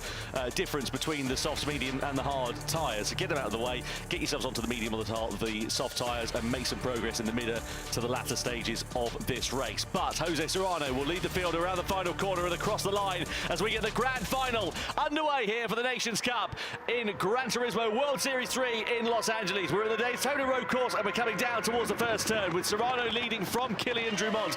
On the brakes we go. Already moves being made in the background there with Kondo having more grip under braking. He was looking for a move on Valerio Gallo. Also, Jura coming under pressure from Thomas Laboutelet as well. We come to the infield section for the first time. Pretty even Stevens and pretty fair and sharp at the front of the field. But let's see how it all works out as we come through the fast left-hander and in towards this hairpin. Yes, the other horseshoe. The first one's the international horseshoe, and this shoots you towards turn 6, which leads on to the first portion of the banking, one of the most important corners on this racetrack. It's tough to get the power down right here. The track kind of falls away to the outside. You see a little wiggle there from Miyazono. That will happen lap after lap.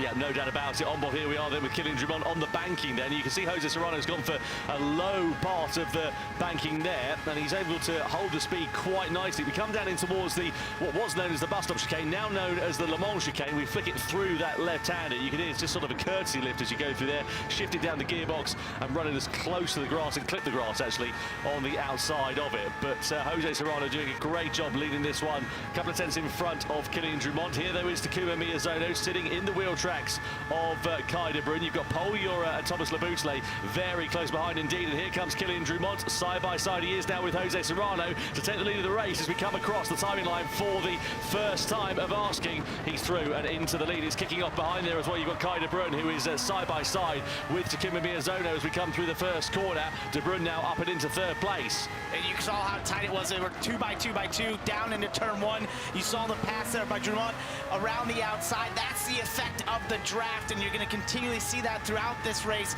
Drivers, as long as they stay close enough together through the infield portion, there's so many opportunities to make passes utilizing the draft through the oval portion of the Daytona Road Course. And that's what every driver's thinking as they go here towards turn 6. How can I get the best run to stay as close as I can and then utilize that draft to make a pass? Yeah, on board here then with Thomas Laboutelet. So he's made a position up from where he started. He was P6 on the grid, just to remind you. He's now up into 5th position at the expense of Paul Jura. Barbara, Inestrosa and Gallo, they were the 3 outliers. They started this one on the hard compound of tyre. And you wonder how their race is going to play out. We come down then in towards the chicane once more, and it's kind of damage limitation for those 3 drivers in the opening stages of this race here, Parker. Right, that's really, if you look at Gallo in last right now, utilizing those tires, we'll see how long they choose to stay on them. Probably the shortest amount of time possible, then to get to the mediums and the sauces. We're on board with Miyazono now. Oh, look to the inside. Now pops to the outside, possibly. Didn't quite have the momentum right there. He chooses to stay behind Laboutelet to the outside right now into 1. That's hugely tough. The track is off camber there if you get too far to the outside, and you'll sort of fall away from you. Yeah, Drumont and Serrano were side by side for the race lead at that point there as well, but Laboutelet is throwing the kitchen sink at this one, or at least trying to, on Takuma Miyazono. They come through that first hairpin, but nothing doing for them at the moment. De Bruyne sitting in 3rd position, just keeping his powder dry at the moment.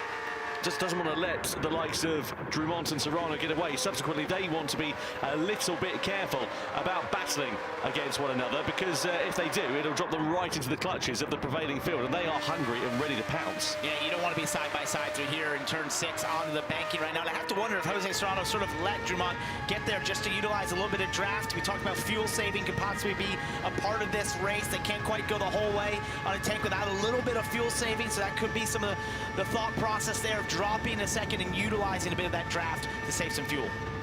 So on board here then with Thomas Labousse. What are the key parts of this circuit here, Parker? Yeah, how do you set a fast lap time? How do you make sure that you've got the secrets of Daytona? In most cars, I would say the infield for sure, the international horseshoes, and the turn 6 leading onto the back straightaway, and then your X out of the bus stop. In the X 2019, I'm not quite sure. It's incredibly fast. The bus stop is not a traditional corners. You see Serrano go to the outside, Drummond.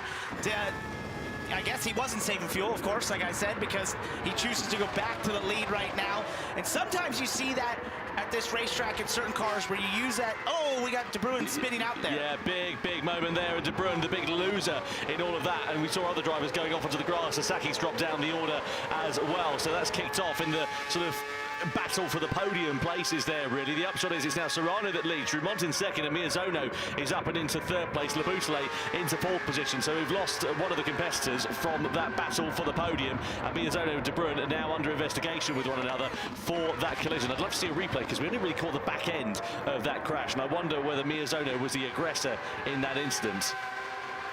Through onto the banking we go for the fourth time out of 30, and we've got to keep an eye on the tyre wear for the mediums as well, because of course they're, you know, a bit of a halfway house between the hards and the softs. Let's have a look at meanwhile what happened here to De Bruyn with Labousse in the background. There was a bit of contact between himself and Miyazono. How'd you read that one? So that is a very typical incident at Daytona Road Course, and it's the fact that as you come off of turn 1 there, you kind of, the track goes back to the left a little bit, so that outside car is put in an awkward position where they have to get left. The inside car doesn't want to give them that space like Miyazono did, and you have that altercation and they come together like you saw.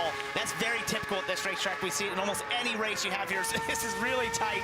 2x2x2 down into turn 1 amongst all these drivers. Yeah, this is phenomenal. Looking at Stroza with the inside line. I thought he was going to have a Dandem lunge to the inside. Sasaki and De Bruyn are also going wing mirror to wing mirror as they make their way through the first corner. I tell you what though, for the likes of Stroza, Gallo and Barbara, this is actually working out quite nicely for them because they're now on the back of some medium shot runners, and it will just give them the impetus there to try and hold on to the back of them, even though they're on a slower compound of tyre. You can see Stroza pulled alongside Sasaki, but Sasaki with the mediums, it's just great attraction out the corner, nothing that Stroza can do, and himself, Gallo, and also Barbara needs to be a bit careful they don't get involved in squabbles amongst one another and let those two drivers get away too much, because it could come back to bite them later on in the race. And one of the things they're doing there, they love to see them close enough to the infield because that allows them to utilize the draft again through the banked portions and essentially stay closer than they naturally would on just pure lap time with those slower tires. On board here then with Jose Serrano as we come through the bus stop then. You see how much curb and grass they're clipping. That camera shot. Millimeters away from disaster. And the thing is with these cars, you drove it yesterday, Parker, they are tricky on the limit because all the torque's at the top end of the rev range. Super tricky there when you get the throttle down. As Drummond goes to the outside here, Jose Serrano, he's going to utilize this pass we've seen twice from these two. And sometimes this actually can look like battling, but it's almost working together at this racetrack because the draft is so powerful.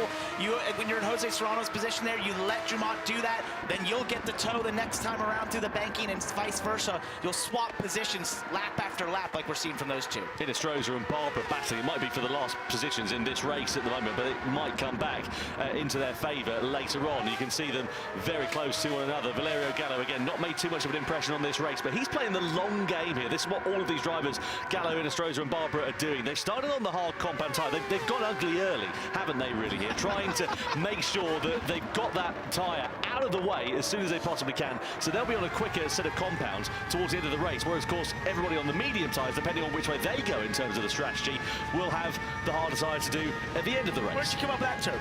It's something you use in nightclubs in the That's UK. What I thought,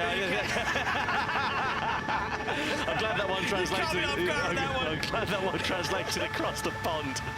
On the brakes we go in towards the chicane then. Look at Miyazono, he's all over the back there of Jose Serrano, and again they're overtaking one another, they're changing positions, but it's nothing to get too excited about at this particularly early stage of the race, because you know that they're just giving each other racing room. They're not fighting these positions too hard, the ones that are being attacked, and they're just again waiting for the right moment to go, because it's when the pit stops come out, that's what nobody knows is going to happen, because even though you're on the medium tyre, doesn't mean they're all going to go for the soft tyres in the mid-stint. They might go for the hard tyres, or they might decide to play a different strategy. We have seen drivers doing 2 stops. We've seen some doing 3-stop strategies as well, which is a bit of a rogue call, I have to say, but sometimes it does pay off. And what they're close to doing, these front 4, is actually getting away from Paul Ura, who's in 5th by enough of a gap that he wouldn't have the draft anymore. He's just over 2 seconds from the leader, but about a second behind 4th place here. So if they continue to work together, utilizing the draft, they could separate themselves from Paul Ura and sort of have their own pack.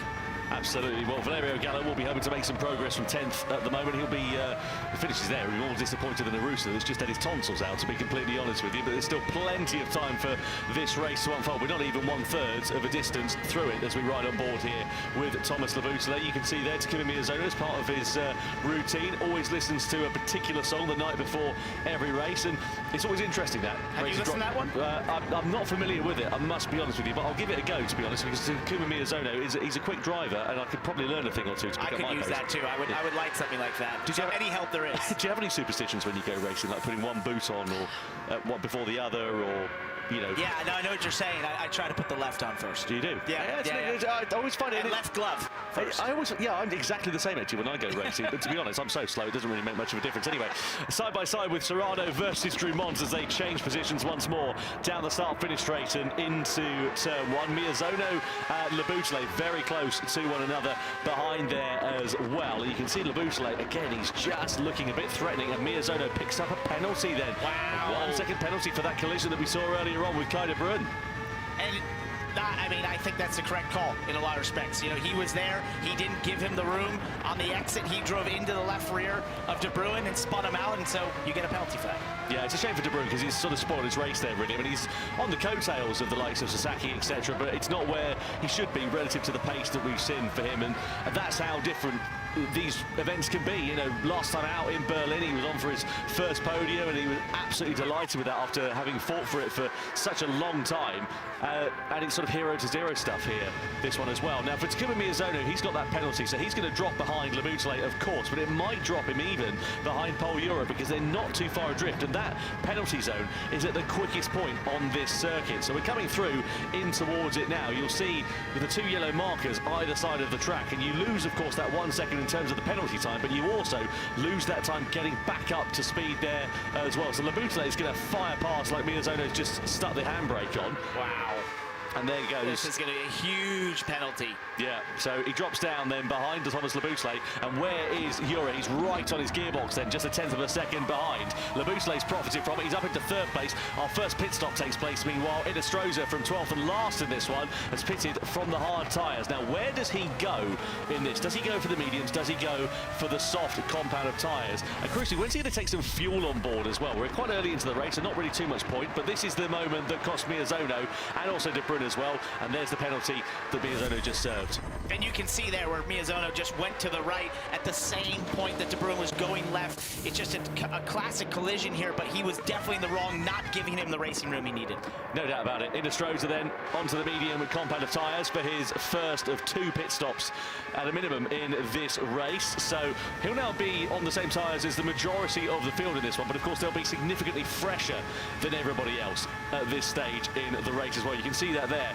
40% of the rear tyres are left pretty much for all of the drivers inside the top 10 that are on the hard compound of tyres, whereas Inestrosa, a brand new set of fresh mediums, they're going to feel so lovely compared to the hards he was on. And you know, in super speedway racing and NASCAR, when you race at Daytona, you want to pit in a pack because you want to utilize the draft. You don't want to be out there by yourself. I think this is very similar, that we'll see many of these drivers try to pit together because they're going faster utilizing that draft than they would be just by themselves. Even if you've got those better tires, you want to have to utilize the draft to turn really fast lap times. And you can see these drivers at the sharp end of this one here, Parker. Obviously, they're all working together at this point. They're in a race with their shoelaces tied to one another here at this point. But eventually, they're going to have to undo those shoelaces and start fighting. It's loads of time still left to go in this one. This is one of those races where you see 12 lead changes, and it's like, wow, that sounds awesome, but it's not the full story. They're working together, utilizing those lead changes to have the fastest lap times and not slow each other down. You can see exactly what it would mean for Jose Serrano if the checkered flag fell now, though. It would be another 6 points in his arsenal, and it would give him quite a commanding advantage as we go into the World Finals. And, you know, fair play, because he really would deserve it. But there's so much time left to go. And I suppose if you're the likes of Kylian Drumont and Thomas Laboutelle here, how do you play this in terms of your strategy for this race? Because do you follow what Serrano's doing in the hope that you'll keep track position? I would, personally, just utilizing the draft, being able to follow him, knowing he's the fastest driver here, most likely the winningest driver of the season. You think, if I follow him, and with the draft, you don't know what can happen, what you could pull off in that final stint, so stay as close to him as you can. There's no reason to try something different when you're this close and have the draft in your favor.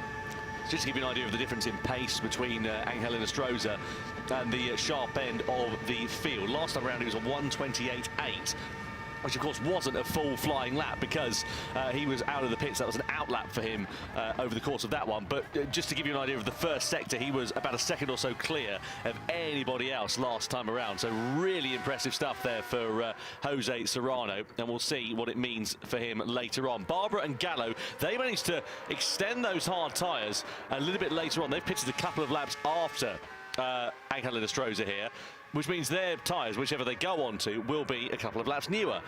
So it'd be interesting to see how that works out for them, because we did see that in the Manufacturers' Cup earlier on this evening. I won't spoil the result for you if you haven't caught it. I do implore you to go to do it because the racing was spectacular. But we saw some drivers pitting early, and ultimately they ended up paying the price for that because they lost track position. They did, but if you can turn the fast lap times after this, especially on those tires, that's going to help you. The hard part is that these leaders are continuing to work together and utilizing this draft, and so that's just going to make it tougher, even if you're by yourself on better tires, to make up that time. Maybe as I look at some of the lap times, you can get close to their lap times, but to be faster than what you want when you're on those tires, to make up that time and make up some track position, is going to be a really tall task.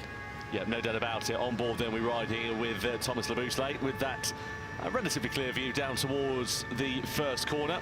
Drumont and Serrano, and again just keeping him honest at this race. Sasaki's picked up a penalty here. You can see that with the flashing red dot next to his name. Not quite sure what that is all about, but something to keep an eye on there for him, presumably because we didn't see anything come up. It'll be down to track limits, but he's coming into the pit lane at the end of this one. So he's the first of the medium job runners, the drivers who started this race on the medium tyres, I should say, that has pitted then. So let's see how he plays this in terms of that strategy. But you can now see it's gone from what was a three-way fight up to a now five-way fight, because Miyazono and Yura are right in the picture here. Yeah, that penalty for Miyazono really pulled Yura back up into this front four cars, and now it's sort of a five-car train that leads this race right now, because he was about 2 seconds back from the leader, a second back from fourth, but when Miyazono got his penalty, he was able to utilize the draft with Miyazono to get back to this front pack, and now it's expanded to 5 cars in this lead pack. Yeah, let's see how these drivers are going to play this one. And as you said, you would imagine it'd be a case of follow the leader, whoever, you know,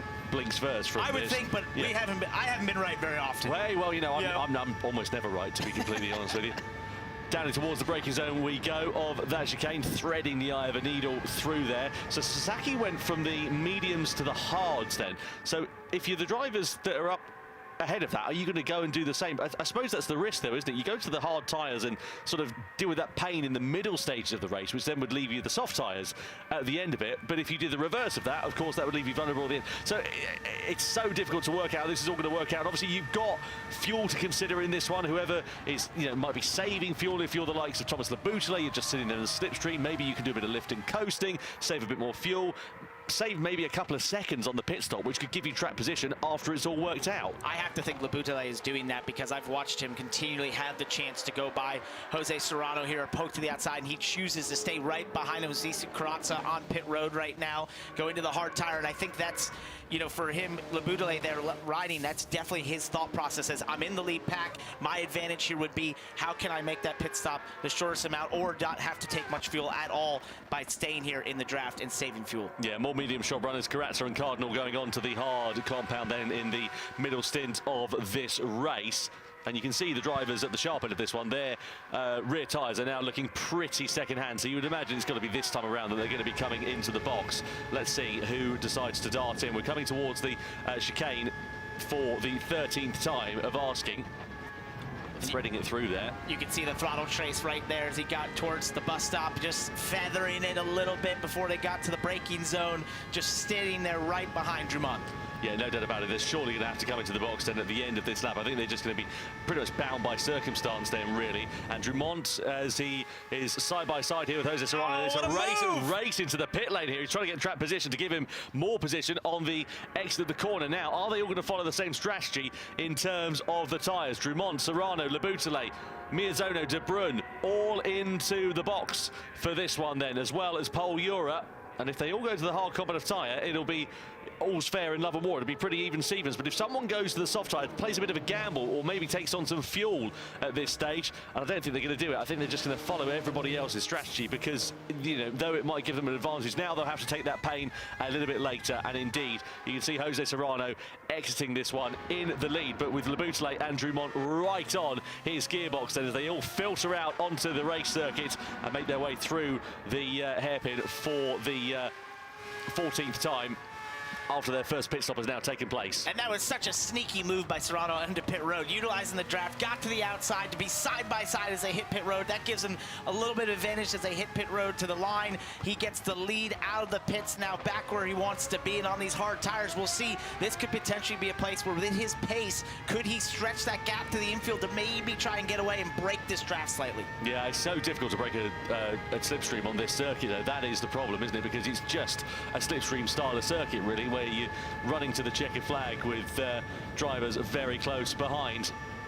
So plenty of time for this one to play out, and well, Jose Serrano there, just 0.3 of a second the advantage he now has over Thomas Laboutelet, who's ascended himself up into second position after starting this one in 6th place. Samuel Cardinal's also made some good progress in this one. He's into P7 as well, in front of Guy Barbara and Valerio Gallo. In Estrosa's where he started, if you remember, he was the first driver to pit in this race. He went from the hard tyres onto the mediums, which is a good strategy in terms of giving him a bit of clean air, a bit of track position, but it might come to pay him in the backside a bit later on, as we see Guy Barbara with Valerio Gallo side by side into the braking zone. Barbara with the advantage then, and with track position now, and into 7th place. Gallo and Cardinal slot in behind. That was a really brave move there by Gallo to the outside. You knew the clear Cardinal on the inside, but stayed there with Guy Barbara on the inside, down into turn 1. Couldn't quite make it work because you just don't have the grip on the outside.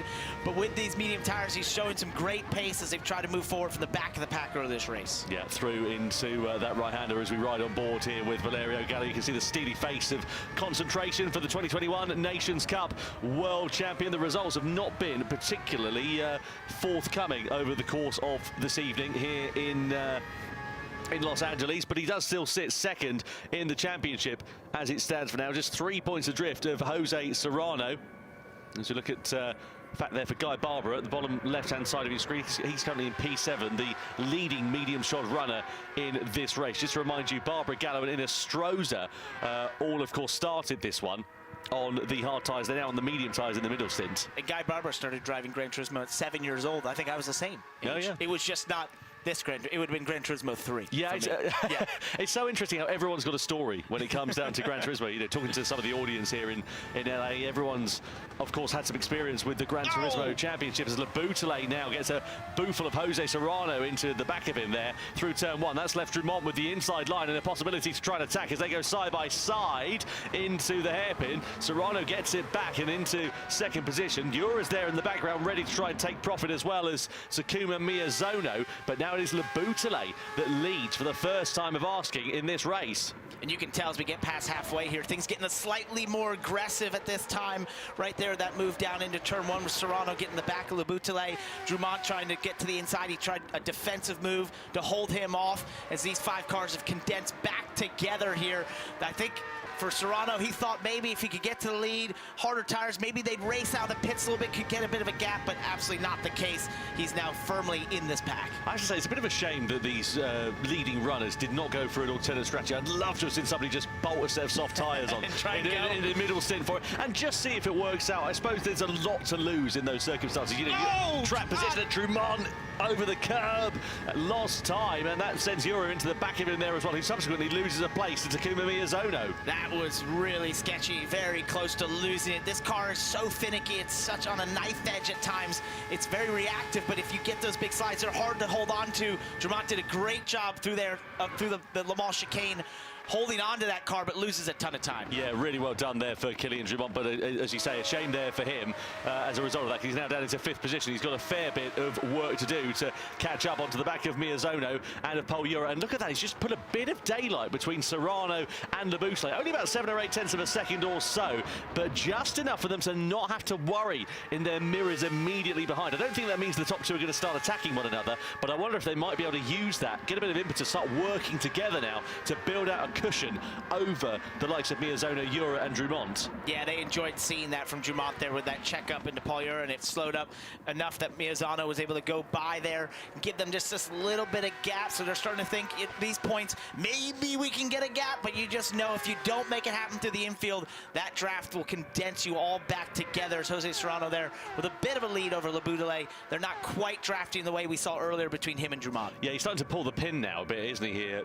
Jose Serrano, and I wonder if that could prove to be a good move, because if he's able to get a bit of an advantage in a bit of track position, that would be a very welcome result. And I'd say his track position in terms of just, again, not having to worry about the immediacy of what's going on behind you in your mirrors. But I suppose the converse of that is if you start beginning to push, it means you're going to start needing to save fuel, and of course he's going to be expending more fuel because he hasn't got the slipstream like all of the other drivers stuck in that train behind. Karatsa just picked up a penalty, by the way. I think he's just served that one, and presumably that must have been for track limits because we didn't see anything come up on the screen. Been quite an anonymous race so far for Adriano Karatsa. De Bruyn and Sasaki under investigation for a collision there as well, so we'll pick the bones out of what happened there. But the upshot is De Bruyn is now down and into 10th position. Sasaki is plumb last by 4 seconds, so clearly something has happened there to the Japanese driver. It's not worked out at all for him. And you think for Serrano and Labuschagne, they thought maybe they could get away. I'm starting to see that opportunity decrease right here as Miyazono gets back. Pol Ura getting up there as well, and so I just think they were in that zone of maybe potentially doing such a thing, but it's starting to look like it's going to condense back together like we've seen majority of these race amongst these 5 cars being so in a very tight pack. So put me in the cockpit of these cars at the moment here then, Parker, because obviously we're at a bit of a quieter phase of the race. You know, in terms of the on-track action, they're not exactly dive-bombing each other at every corner. If you're Thomas Labuschagne, Takuma Miyazono, etc., you're sitting behind the drivers in the lead of this race. What's going through your mind? How are you planning your sort of final third? I think at this time, you're obviously assessing your competitors. Where do you think they're better than you? Where do you think that you could work and improve, but a little bit, and also knowing when are they going to make that first move to get on those soft tires? When does that happen? Do you follow them? Do you try to do something different? Most likely you want to just follow the leader to get on those softs immediately, not let them get away. And so this portion of the race is just a bit of assessing at this time as you watch Labuschagne go to the lead over Jose Serrano. That same pass we see multiple times, and you're just trying to set yourself in position where you feel like you can react to that pit stop, put those softs on, and be in a position to hopefully strike in that final stint. I suppose that's the thing, isn't it? Obviously, at other circuits where the slipstream maybe isn't so prominent, De Bruyn picks up a 1-second penalty for the incident with Takuma Sasaki, by the way, so he was clearly deemed as the aggressor. We didn't see exactly what happened, but yeah, just going back to that thought. So I suppose if you're the likes of, you know, Kylian Drumont, for example, you're at the back of this train at the moment. I mean, if you try and do the undercut and stick a set of soft tyres on before everybody else, sure, it might give you a bit of track position. Maybe you come out in clean air during your pit stop, and it gives you that track position to be able to take advantage when everybody else makes their pit stop. But the problem is, it'll leave you so vulnerable at the end of the race because the slipstream is so powerful at this circuit. It's just not worth that gamble. Yeah, the only way to avoid the slipstream or to try to combat it is just to be really good to the infield, right? And that's just typical of Daytona Road Course. No matter what you're racing, that's always the case. You try to do all the hard work to the infield to get away, to not allow the driver behind to have the easy work of utilizing the draft through the banking sections, but it's just such a tall task, and if you go earlier onto those softs and put yourself at a grip deficit, you're most likely not going to be able to hold them off down through the oval portions. Side by side here with Serrano versus Labuschagne. Labuschagne was leading across the line. Serrano now back in front by the time we get down in towards T1. Look at Valerio Gallo, who's making a great ascension through the field. He's closed the deficit down to these hard shod runners, and he's really making hay whilst the sun shines. It's exactly what he needs to do, because those medium tyres are going to start to come towards the end of their useful shelf life a bit sooner than these hard tyres, and he's got, of course, a pace advantage of about 0.6, 0.7 of a second or so, and he's really taking profit of it here, is Valerio Gallo. He's made his way up through the field, up into 5th position.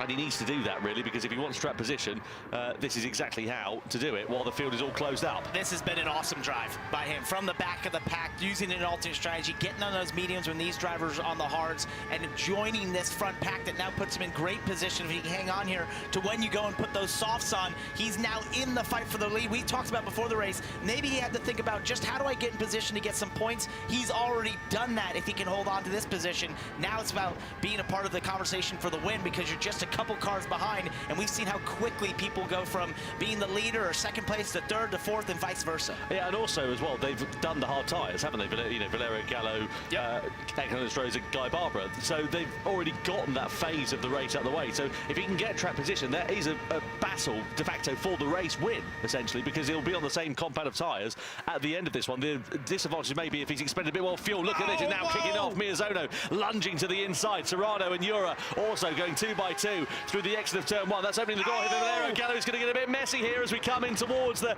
hairpin bend. Drumont's ready to try and pick his pocket there as well. Gallo's in the middle of a bit of a sandwich here, and he might come off second best, but manages to get himself now alongside Drumont for the exit of the corner as Serrano bails out of that battle as we come and flick it through the left-hander. Gallo's going to have the inside line in the grip under braking, gets himself through and into 4th place. That was an amazing bit of driving from all of those concerned in the first sector, because it looked like it could have got pretty ugly, that one. And it put them all 3 wide in 2 consecutive corners, and Serrano was the big loser of all this, being on the outside there of turn 3, the International Horseshoe. There's just no grip, especially if you're forced to the 3rd groove right there. He couldn't get accelerating, falls all the way back to 6, and has really been at the front 2 positions most of this race. He has serious work ahead of him. Yeah, amazing job from all of those drivers. And for Valerio Gallo, you know, he says he plays for fun, which helps him not get overloaded with training. I've known Valerio for quite a long time now, and he is one of the most calm, cool and collected characters in the Gran Turismo World Series, and also one of the most competitive. He knows how to pilot one of these machines, and he just does it for the absolute sheer joy of racing. Look at Jura all over the back here of Miyazono, but Gallo's coming through like a storm, pulls to the high side, goes to the outside. That's going to leave him a bit vulnerable, but he's got so much grip under braking, he's able to pull alongside Jura, and I think he's just going to have to bow out of it on the exit of turn 1, which he does so. But if that doesn't show you the difference in performance between worn medium and worn hard tyres, I don't know what will. Like I said, the only question mark for Valerio Gallo is, has he expended more fuel relative to those drivers in front of him? Because it might cost him a bit later on when they start making their final pit stops and have to take fuel on board. Let's have a look here at Miyazono then, Serrano and Labutale. This is going down towards turn 1. And Miyazono with his lunge to the inside of Jose Serrano at the start of this most recent lap. He's now just dropped down to 3rd place because Paul Jura is through and into 2nd. There's no safe place in this top 5. It's his constant movement, constant actions. They're all moving around and jockeying for position, utilizing the draft and firing it down the inside of certain corners, putting people in awkward positions. As this is an awkward run right here. You got to bow out of it right here. You can't go side by side through the bus stop. It's just not possible in the X 2019. You'll be way slower than you want to be on the exit. Blink and you'll miss it sort of stuff. The medium shop runners have pulled a bit of a blinder in this race, actually, to be honest, because they start on the hard tyre, they got that phase out of the way, and now they're really taking profit because the field hasn't spread out like you might see in a more traditional style circuit, because of course the slipstream is just so powerful and the drivers are just sitting in all of those trains. They've really been able to take profit in this mid-stage. It's brought a lot of them right into contention. As we're on board here with Valerio Gallo, who looks to the outside right now. His right rear tire is really worn, so it's gonna be about how long can he hold on. Oh, it's so tight too there. It's so tough to be side by side. Both competitors have to work together as they go down into the International Horseshoe. A bit of contact. That was Gallo getting 2 for the price of 1, going down into there as well. He went from 5th place up into 3rd place at the expense of Miyazono. Guy Barbara's there ready as well. This is going to start getting pretty scrappy before too long, and someone I'm sure is going to come off second best. We flick it through into the right-hander. Serrano's on the inside of Guy Barbara for 5th position. Gallo's there in 4th place. He looks pretty safe there for now, but as we come in towards the left-hander and come onto the banking, now we're going to start seeing the slipstream, and now we're going to see Guy Barbara getting right into contention for this one. Inestrosa, Cardinal and De Bruin, by the way, have all gone onto the soft tyres for their final stint in this race. They'll have taken fuel on board for that pit stop there as well. Through the bank left-hander we go as we head down in towards the Le Mans chicane. 2 by 2 at the sharp end of this one for the lead. Labutale versus Paul Jura. Into the braking zone we go. Labutale, the victor on that occasion. He holds on to the sharp end of this race. And what was a 5-car pack has extended into a 7-car pack here as we get towards this final pit stop for the soft tires, happening any moment here.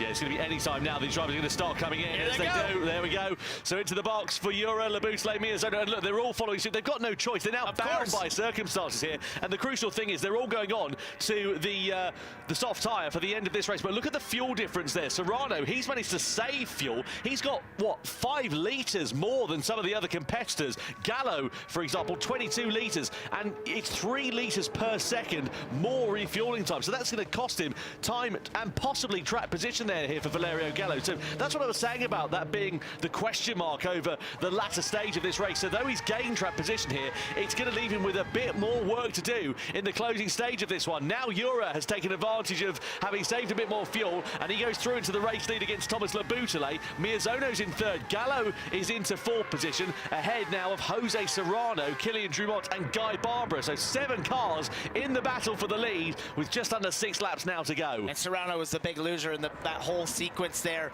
through the end of that last stint. He just lost that track position through the altercation down to turn 1, and now fighting for 5th here on the inside, back onto the banking through turn 6. He holds on to that over Guy Barbara, but he's got some serious work to do to get back to the pointy end of this field. It's going to be a tall task to navigate himself back up to that lead pack. They've got a bit of a gap now, and then make some passes. Yeah, it's starting to splinter off here, hasn't it, really, from being that 7-car battle. It's sort of gone from a 7-car down to 1 4-car battle, and then you've got that gap of about 7/10 of a second. But it takes that one moment, that one mistake, and it goes from that 4 right back up to that 7-car battle, especially if these top 4 start squabbling amongst one another. If they start knocking 7 bells out of each other, then you've got well, you've seen that a bunch this race. Exactly, that's what I mean. You've got a real battle on your hands. And I have to say, Valerio Gallo, I thought he was going to lose a bit of track position here, courtesy of having less fuel on board, but it's worked out really nicely for him. So maybe he underfueled his final stint. Maybe he just took a bit less fuel on board, and he's calculated this one a bit more accurately than some of his other competitors,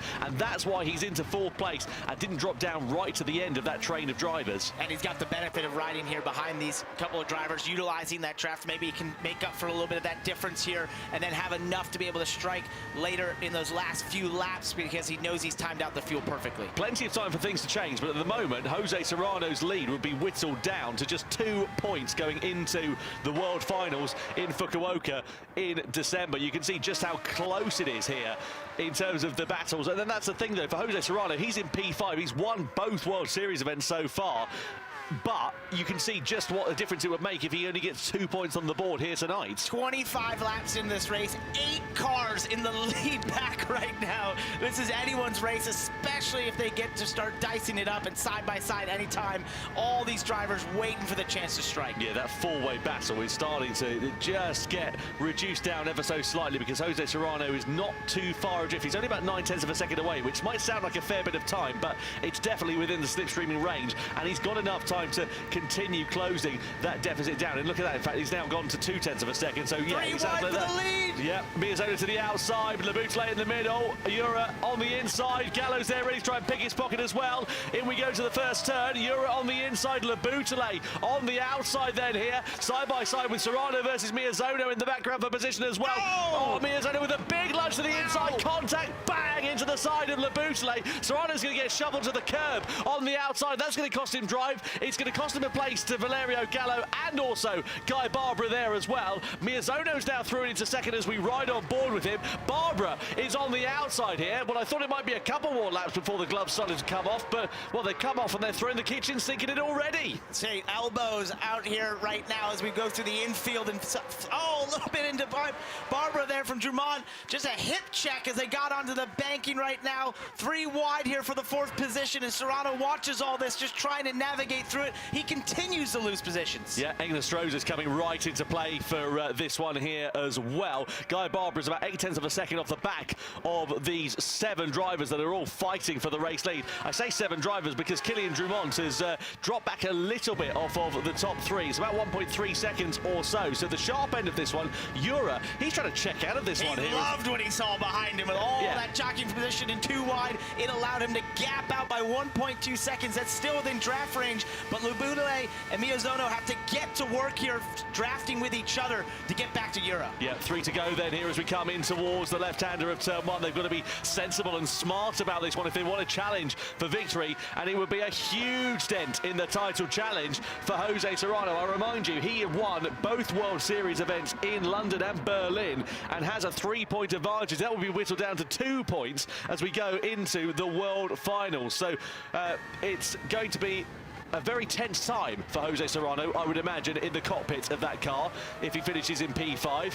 But again, there's still a bit of time for him to try and turn around those fortunes. And Poyera's just gotten 2 more tenths on that lead right now, up to 1.4 seconds. That's the biggest lead we've seen in this race yet, with just a couple laps to go. 1.5 now as they get onto the banking. He's doing exactly what we talked about, what we thought Jose Serrano was trying to do earlier, had the chance to do, and that is jet away from the field, get away from that draft, and see if you can get it to where they can't even get to you. Up to nearly 320 kilometres now, over 320 kilometres an hour as we come in towards that chicane then. Lubutale and Miyazono need to do everything they can to close the deficit down, because Miyazono and Miyazono rather, beg your pardon, and Lubutale can see their chances of victory slipping through their fingers, because Jura is driving like he's left the gas on at the moment. And look at him weaving. He's trying to avoid the draft. You're trying to break the draft by weaving a little bit through those sections there on the straightaway. It looks odd, but that's exactly what he's attempting to do. Yeah, coming down in towards turn 1 then. So through to that left-hander we go. And it's ebbed and flowed so much for this race, hasn't it? Valerio Gallo was a little bit loose there in the first corner. That might leave him vulnerable to attack from Angelina Stroza. So Gallo's challenge for victory looks to have faltered somewhat in the closing stages, as it now has ebbed and flowed just a little bit more. And from what was a 7, nearly 8-car scrap a couple of laps ago, it's now reduced down to, what, one driver who's got a lead of about a second or so. Then you've got Miyazono and Lubutale involved in their own scrap with one another, and you wonder again whether fuel might be coming into it. I mentioned about Valerio Gallo maybe under fueling a bit. Look at that, he's got 9 litres relative to some other drivers in front of him who've got 13, 14 litres, so they might be able to push that bit harder in the closing stages of this race. Yeah, he didn't want all that tossing about that we had there, where they're running into each other and messing around. It really broke up the draft for him and put him in a position where he had to be not able to utilize the draft to stay up there track position wise, and so it's fallen back to 6. It just hasn't quite worked out. Yeah, Paul Ura's played an absolute blinder in this race, though. Can he hold it, though, to the end is the crucial question. Look at the run that Lubutale got on the exit there of the Le Mans chicane. He's going for the high line on the outside. It's a longer route around that corner, but he gets it back into the slipstream quite nicely there. Miyazono, as you said, trying to break that toe, I'm sure, before too long. Lubutale goes for the outside line as they go 2 by 2 across it. 2 to go at the end of this one here. Lubutale with the outside line for second. Miyazono on the inside, down in towards turn 1. Miyazono will have track position, but will he be able to hold it? Lubutale is going to get hung out to dry on the outside here, and again just one corner of battling, and look who's there in the background. Jose Serrano and Kylian Drumont. They are right away ready to start nipping at his heels for those podium places. They're saying, we're back, we're here, we can see you. If you get side by side again, we're ready to strike. And I thought Lubutale was trying to use the draft there to help Miyazono get back towards Poyera, but he just didn't have the chance. He didn't work out. The timing was awkward there down the straightaway, and they actually lost a bit of time. Yeah, so through on towards the banking we go once more. Here is Jose Serrano, the man who has dominated the GT World Series and the Nations Cup. You can see his compatriot at the sharp end of this race, just a second or so down the road, and you wonder whether the chance of victory has slipped through Jose Serrano's fingers here this evening in Los Angeles, because he's sitting P4. Anything can happen, but it's a tall order to be able to close that deficit down on a circuit as tricky and as reliant on the slipstream as this one, especially with the other drivers in front also having the advantage of that slipstream. So we come round the final corner, we come across the timing line, ready to start the final lap of racing in the Nations Cup. It's Jura, Miyazono, Lubutale, Serrano, Drumont, all separated by a very small margin in this battle for victory here at Daytona. Who will be claiming the checkered flag? And they just cut a half second out of that lead for Jura right now. They're going to be right on his heels. They get back to the banking if they can stay right here. So Lubutale into Miyazono. Oh my goodness! Miyazono gets spun round. Lubutale is hit into the side there as well by Kylian Drumont on the exit of the corner, so the Frenchman's race has really come undone, and you would imagine there's going to be a penalty coming the way of Thomas Lubutale. It's opened the door though for Drumont. His companion compatriot walks straight through on the inside, and Miyazono, the big loser in all of that, is he's dropped down into 5th place, and it's somewhat spread the field out in this battle for the victory then here. Ura's gap is now up to over a second, with his compatriot Jose Serrano just a second or so down the road. Can Serrano invent something in the final sector of this race to challenge against Pol Ura's lead? It's going to happen all down here at the Le Mans chicane. It's all about how you get through here. If it's clean and up to stuff, he'll be just fine here, just under a second lead, but still, even with that 8/10, 7/10, he should be fine. Le Bousselet with a 3-second penalty. That's his race done, and any chance of points going completely out of the window here tonight. What a shame there for Le Bousselet, an even bigger shame though for Takuma Miyazono, who lost out on a chance of challenging for that win. No such bother though for Pol Ura. He comes across the timing line to take a commanding victory. Pol Ura wins World Series 3 in the Nations Cup here in Los Angeles, ahead of Jose Serrano. It's a Spanish 1-2 in LA, ahead of Kylian Drumont, who completes the podium. What an absolutely phenomenal drive, and Jose Serrano extends his lead in the championship. If you remember, in the mid-stage of that race, we were talking about Jose Serrano in 5th place, possibly seeing his championship lead whittled down to just 2 points. He's managed to extend it against all the odds. What a comeback by him through all those closing laps and navigating a lot of contact amongst many drivers, the draft. But what a drive by Pol Ura there to get to the lead and not relinquish it at all. Kept that gap just big enough. It looked like it was going to close up in that final lap, but when Miyazono got spun, that gave him the gap that he needed to get away. And what a great day for the Spaniards. Absolutely amazing job from Jose Serrano, and also from Pol Ura as well, to take a commanding victory. That was phenomenal. You can see what it means to him. Look at the exhaustion on his face. He really gave it his all here. And you can also see Angel Stroza, Spanish speaker, Chilean driver, of course, coming up to congratulate the two Spaniards. Dominant performance from both of those guys here this weekend. And I have to say, going into the final phase of that race, it was anybody's guess as to how it was going to work out. But the deciding factor really was what happened between Le Bousselet and Miyazono. That spread the field out so much and just removed about 3 competitors in that battle for the win. They had cut a half a second in that lap leading to the final lap. They were right there. They were in drafting contention. They could have been right in the position to utilize the draft to make the pass there down in the Le Mans chicane. And with them getting together, it just took away any of that opportunity. Absolutely. Well, here are the highlights then from this race. You can see it was a pretty interesting affair at the sharp end of this one. We saw drivers who started on the hard tyre at the back end of this. We saw Kai de Bruyne going for a spin after some contact in the opening stages of this. We saw lots of battles for position and lots of changes for the lead as well. But there's nothing to get too excited about because, again, they were all sort of keeping their powder relatively dry, waiting for those pit stop phases to work out. And I love that move by Serrano in that first pit stop. It was cheeky, wasn't it? Sneaky to the outside, and then was able to take the lead on the exit of the pits. Yeah, phenomenal job there from those guys. And as we came towards the final third of the race, that's where things really started to hot up for the likes of Gallo, Barbara and Stroza. The strategy that they called actually worked absolutely brilliantly because they were on the medium tyres whilst everyone else was on the hards in the mid-phase of it. And then they all ended up on the soft tyres in the closing stages of the race. It started to get a bit aggressive. We saw Miyazono having a bit of contact there with Thomas Le Bousselet. Serrano got hung out to the dry on the outside. In the final phase, when everybody was on the soft tyres, we had at one point a nearly 8-car scrap in the battle for the win, and this was Le Bousselet, bang, into the side of Takuma Miyazono, spinning him out of contention for the win. Ura going through to take a commanding victory ahead of championship leader Jose Serrano, with Kylian Drumont completing the podium in commanding style.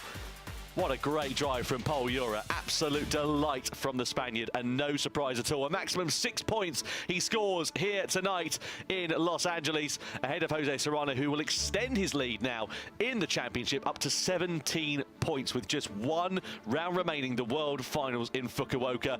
Points all the way down to 6th place. Drumont, Miyazono, Gallo and Barbara are your last of your point scorers, and there'll be disappointment for some drivers there, especially Thomas Le Bousselet with that 3-second penalty after the contact on the final lap. Anyway, let's go down and catch up with Drumont and Serrano, 2nd and 3rd in the race here tonight. No, we didn't. We were like, we just need to get Pol. Pol's too happy, frankly, after that. How was that for you? Does it make up for Berlin? Yeah, we corrected. Does it work, actually? Yeah. Does it work? Okay. Yeah. Well, the I'm stupid sentence is no longer available for me now. It's cancels out. Yeah, I corrected it, Yeah. so I'm very happy. mean, I have no words. A win is always very good, especially after what happened in Berlin. I kind of redeemed, so it's a way to show or to prove myself that it's not over. I mean, it wasn't. Everyone has a moment. We talked about this literally after Berlin. Everyone has their moments. They have their good weeks, their bad weeks. But, I mean, that particular race was so... I mean, Miyazono and Labute did you a bit of a favour because literally the top of the pack, you guys were just... We couldn't keep up. It was like backwards and forwards. But you just got that extra bit of gap and got away. So you should probably say thank you to them. I mean, yeah, even at the beginning, it was hard for me to follow the group in the mediums. I don't know, I just couldn't find pace at all, but then I could still hang out by just a little bit. And then with the hards, I felt much more comfortable, and that's why at the end of the stint, I decided to go up to first with the help of the slipstream. And with the soft, I also felt pretty comfortable, so when I had a gap, I could keep it, though battles behind also helped me a little bit. I mean, it was a great race to watch. Do you feel pleased now we got the back on the Spanish 1-2? You just switched around with Jose? Yeah, I mean, it's a 1-2 for me and Jose, so I'm not so very happy for him. We're teammates in Falcons esports, so for the team it's an amazing result. For him as well, I'm very happy, and also I would like to congratulate Killian on the 3rd position. Okay, let's give him a big round of applause, our winner, Pole Era. Back to you, Tom Parker. Amazing job from Pole Euro, his first win of the season, and here are the points rankings then after 3 rounds of GT World Series in 2025. Jose Serrano now has 17 points, a 5-point cushion over Pole Euro going into the final round of 2025. Valerio Gallo drops down to 3rd in the standings there, though in front of Takuma Miyazono. Killian Drummond, who gets his first podium of the year as well, in front of Takuma Sasaki, and Guy Barber also stealing his first point of the year there as well. And I thought it was a great comeback by Gallo there, starting at the back, utilizing that alternate strategy through different tires and then getting to the lead pack, and it just didn't quite work out in the final stint for him, but he put himself in such a good position. I think he could go away thinking that was a really good race. Absolutely. Look, he could have started with nothing. Yeah. He ended up with something. Got it. Can't be disappointed with that one, can you? Don't forget to vote for your Dunlop driver of the day. Is it Takuma Miyazono? Is it Pole Euro? Is it Valerio Gallo? We'll let you know on who is the winner of that one, but get onto YouTube and vote for who you think that is. We would love to find out, and we'll be awarding that one a little bit later on. I'm sure you'll be as excited to find out the results for that one as we will.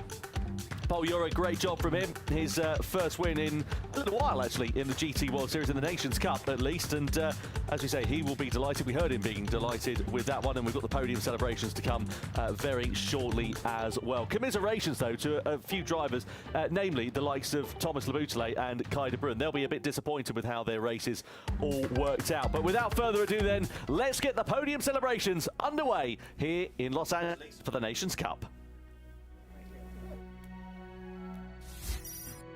The podium celebrations here in Los Angeles, making his way onto the 3rd step of the podium from France. It's Killian Drummond.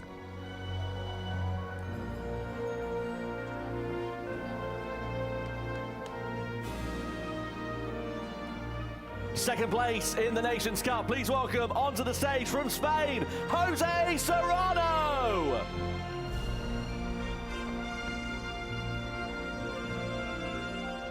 And the winner of the Nations Cup here in Los Angeles, please welcome from Spain, it's Pole Euro!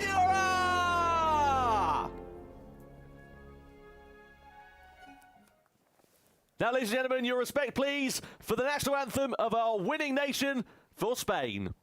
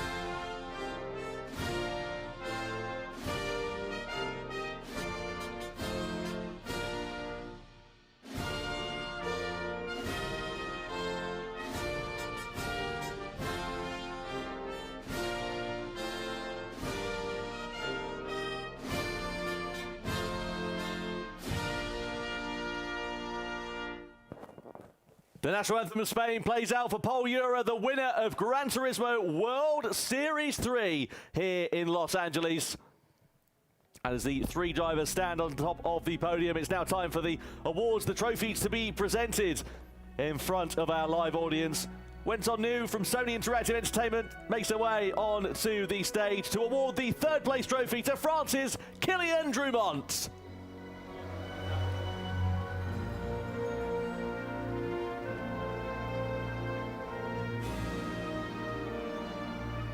The second place trophy now about to be presented by Jeff Leon from Corsair Fanatec.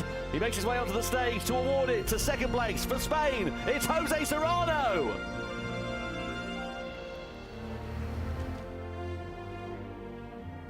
And the winner's trophy is presented by the Gran Turismo Series producer Kazunori Yamauchi as he makes his way onto the stage to present it to Spain's Pol Euro!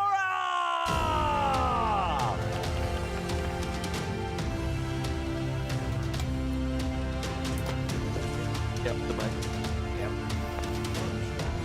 Thanks, buddy.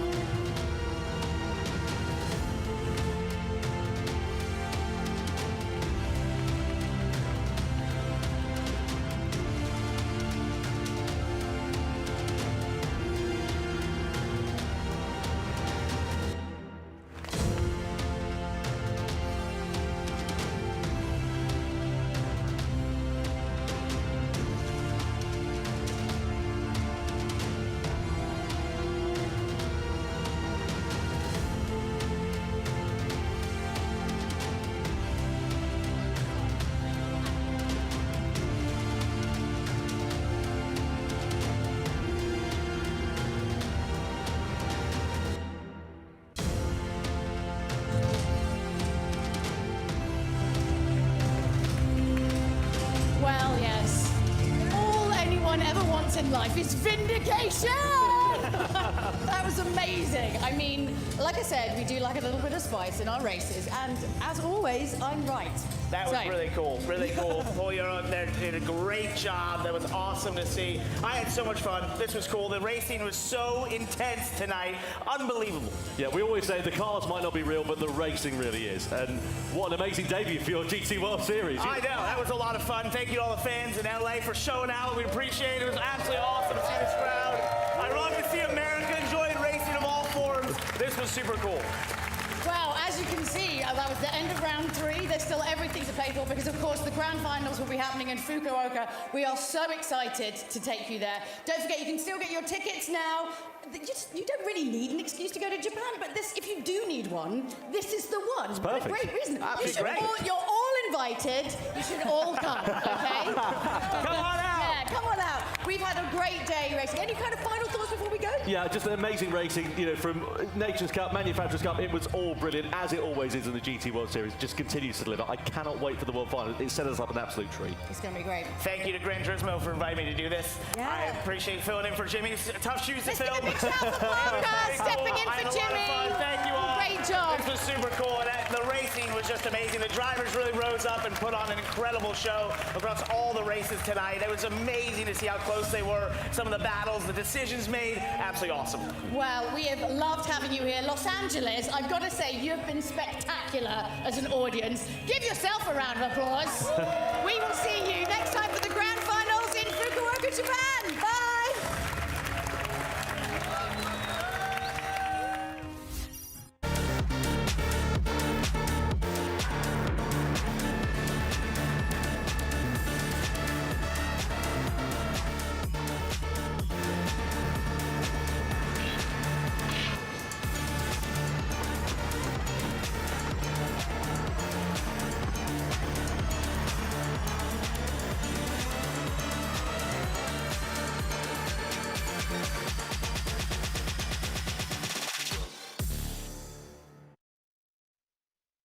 PlayStation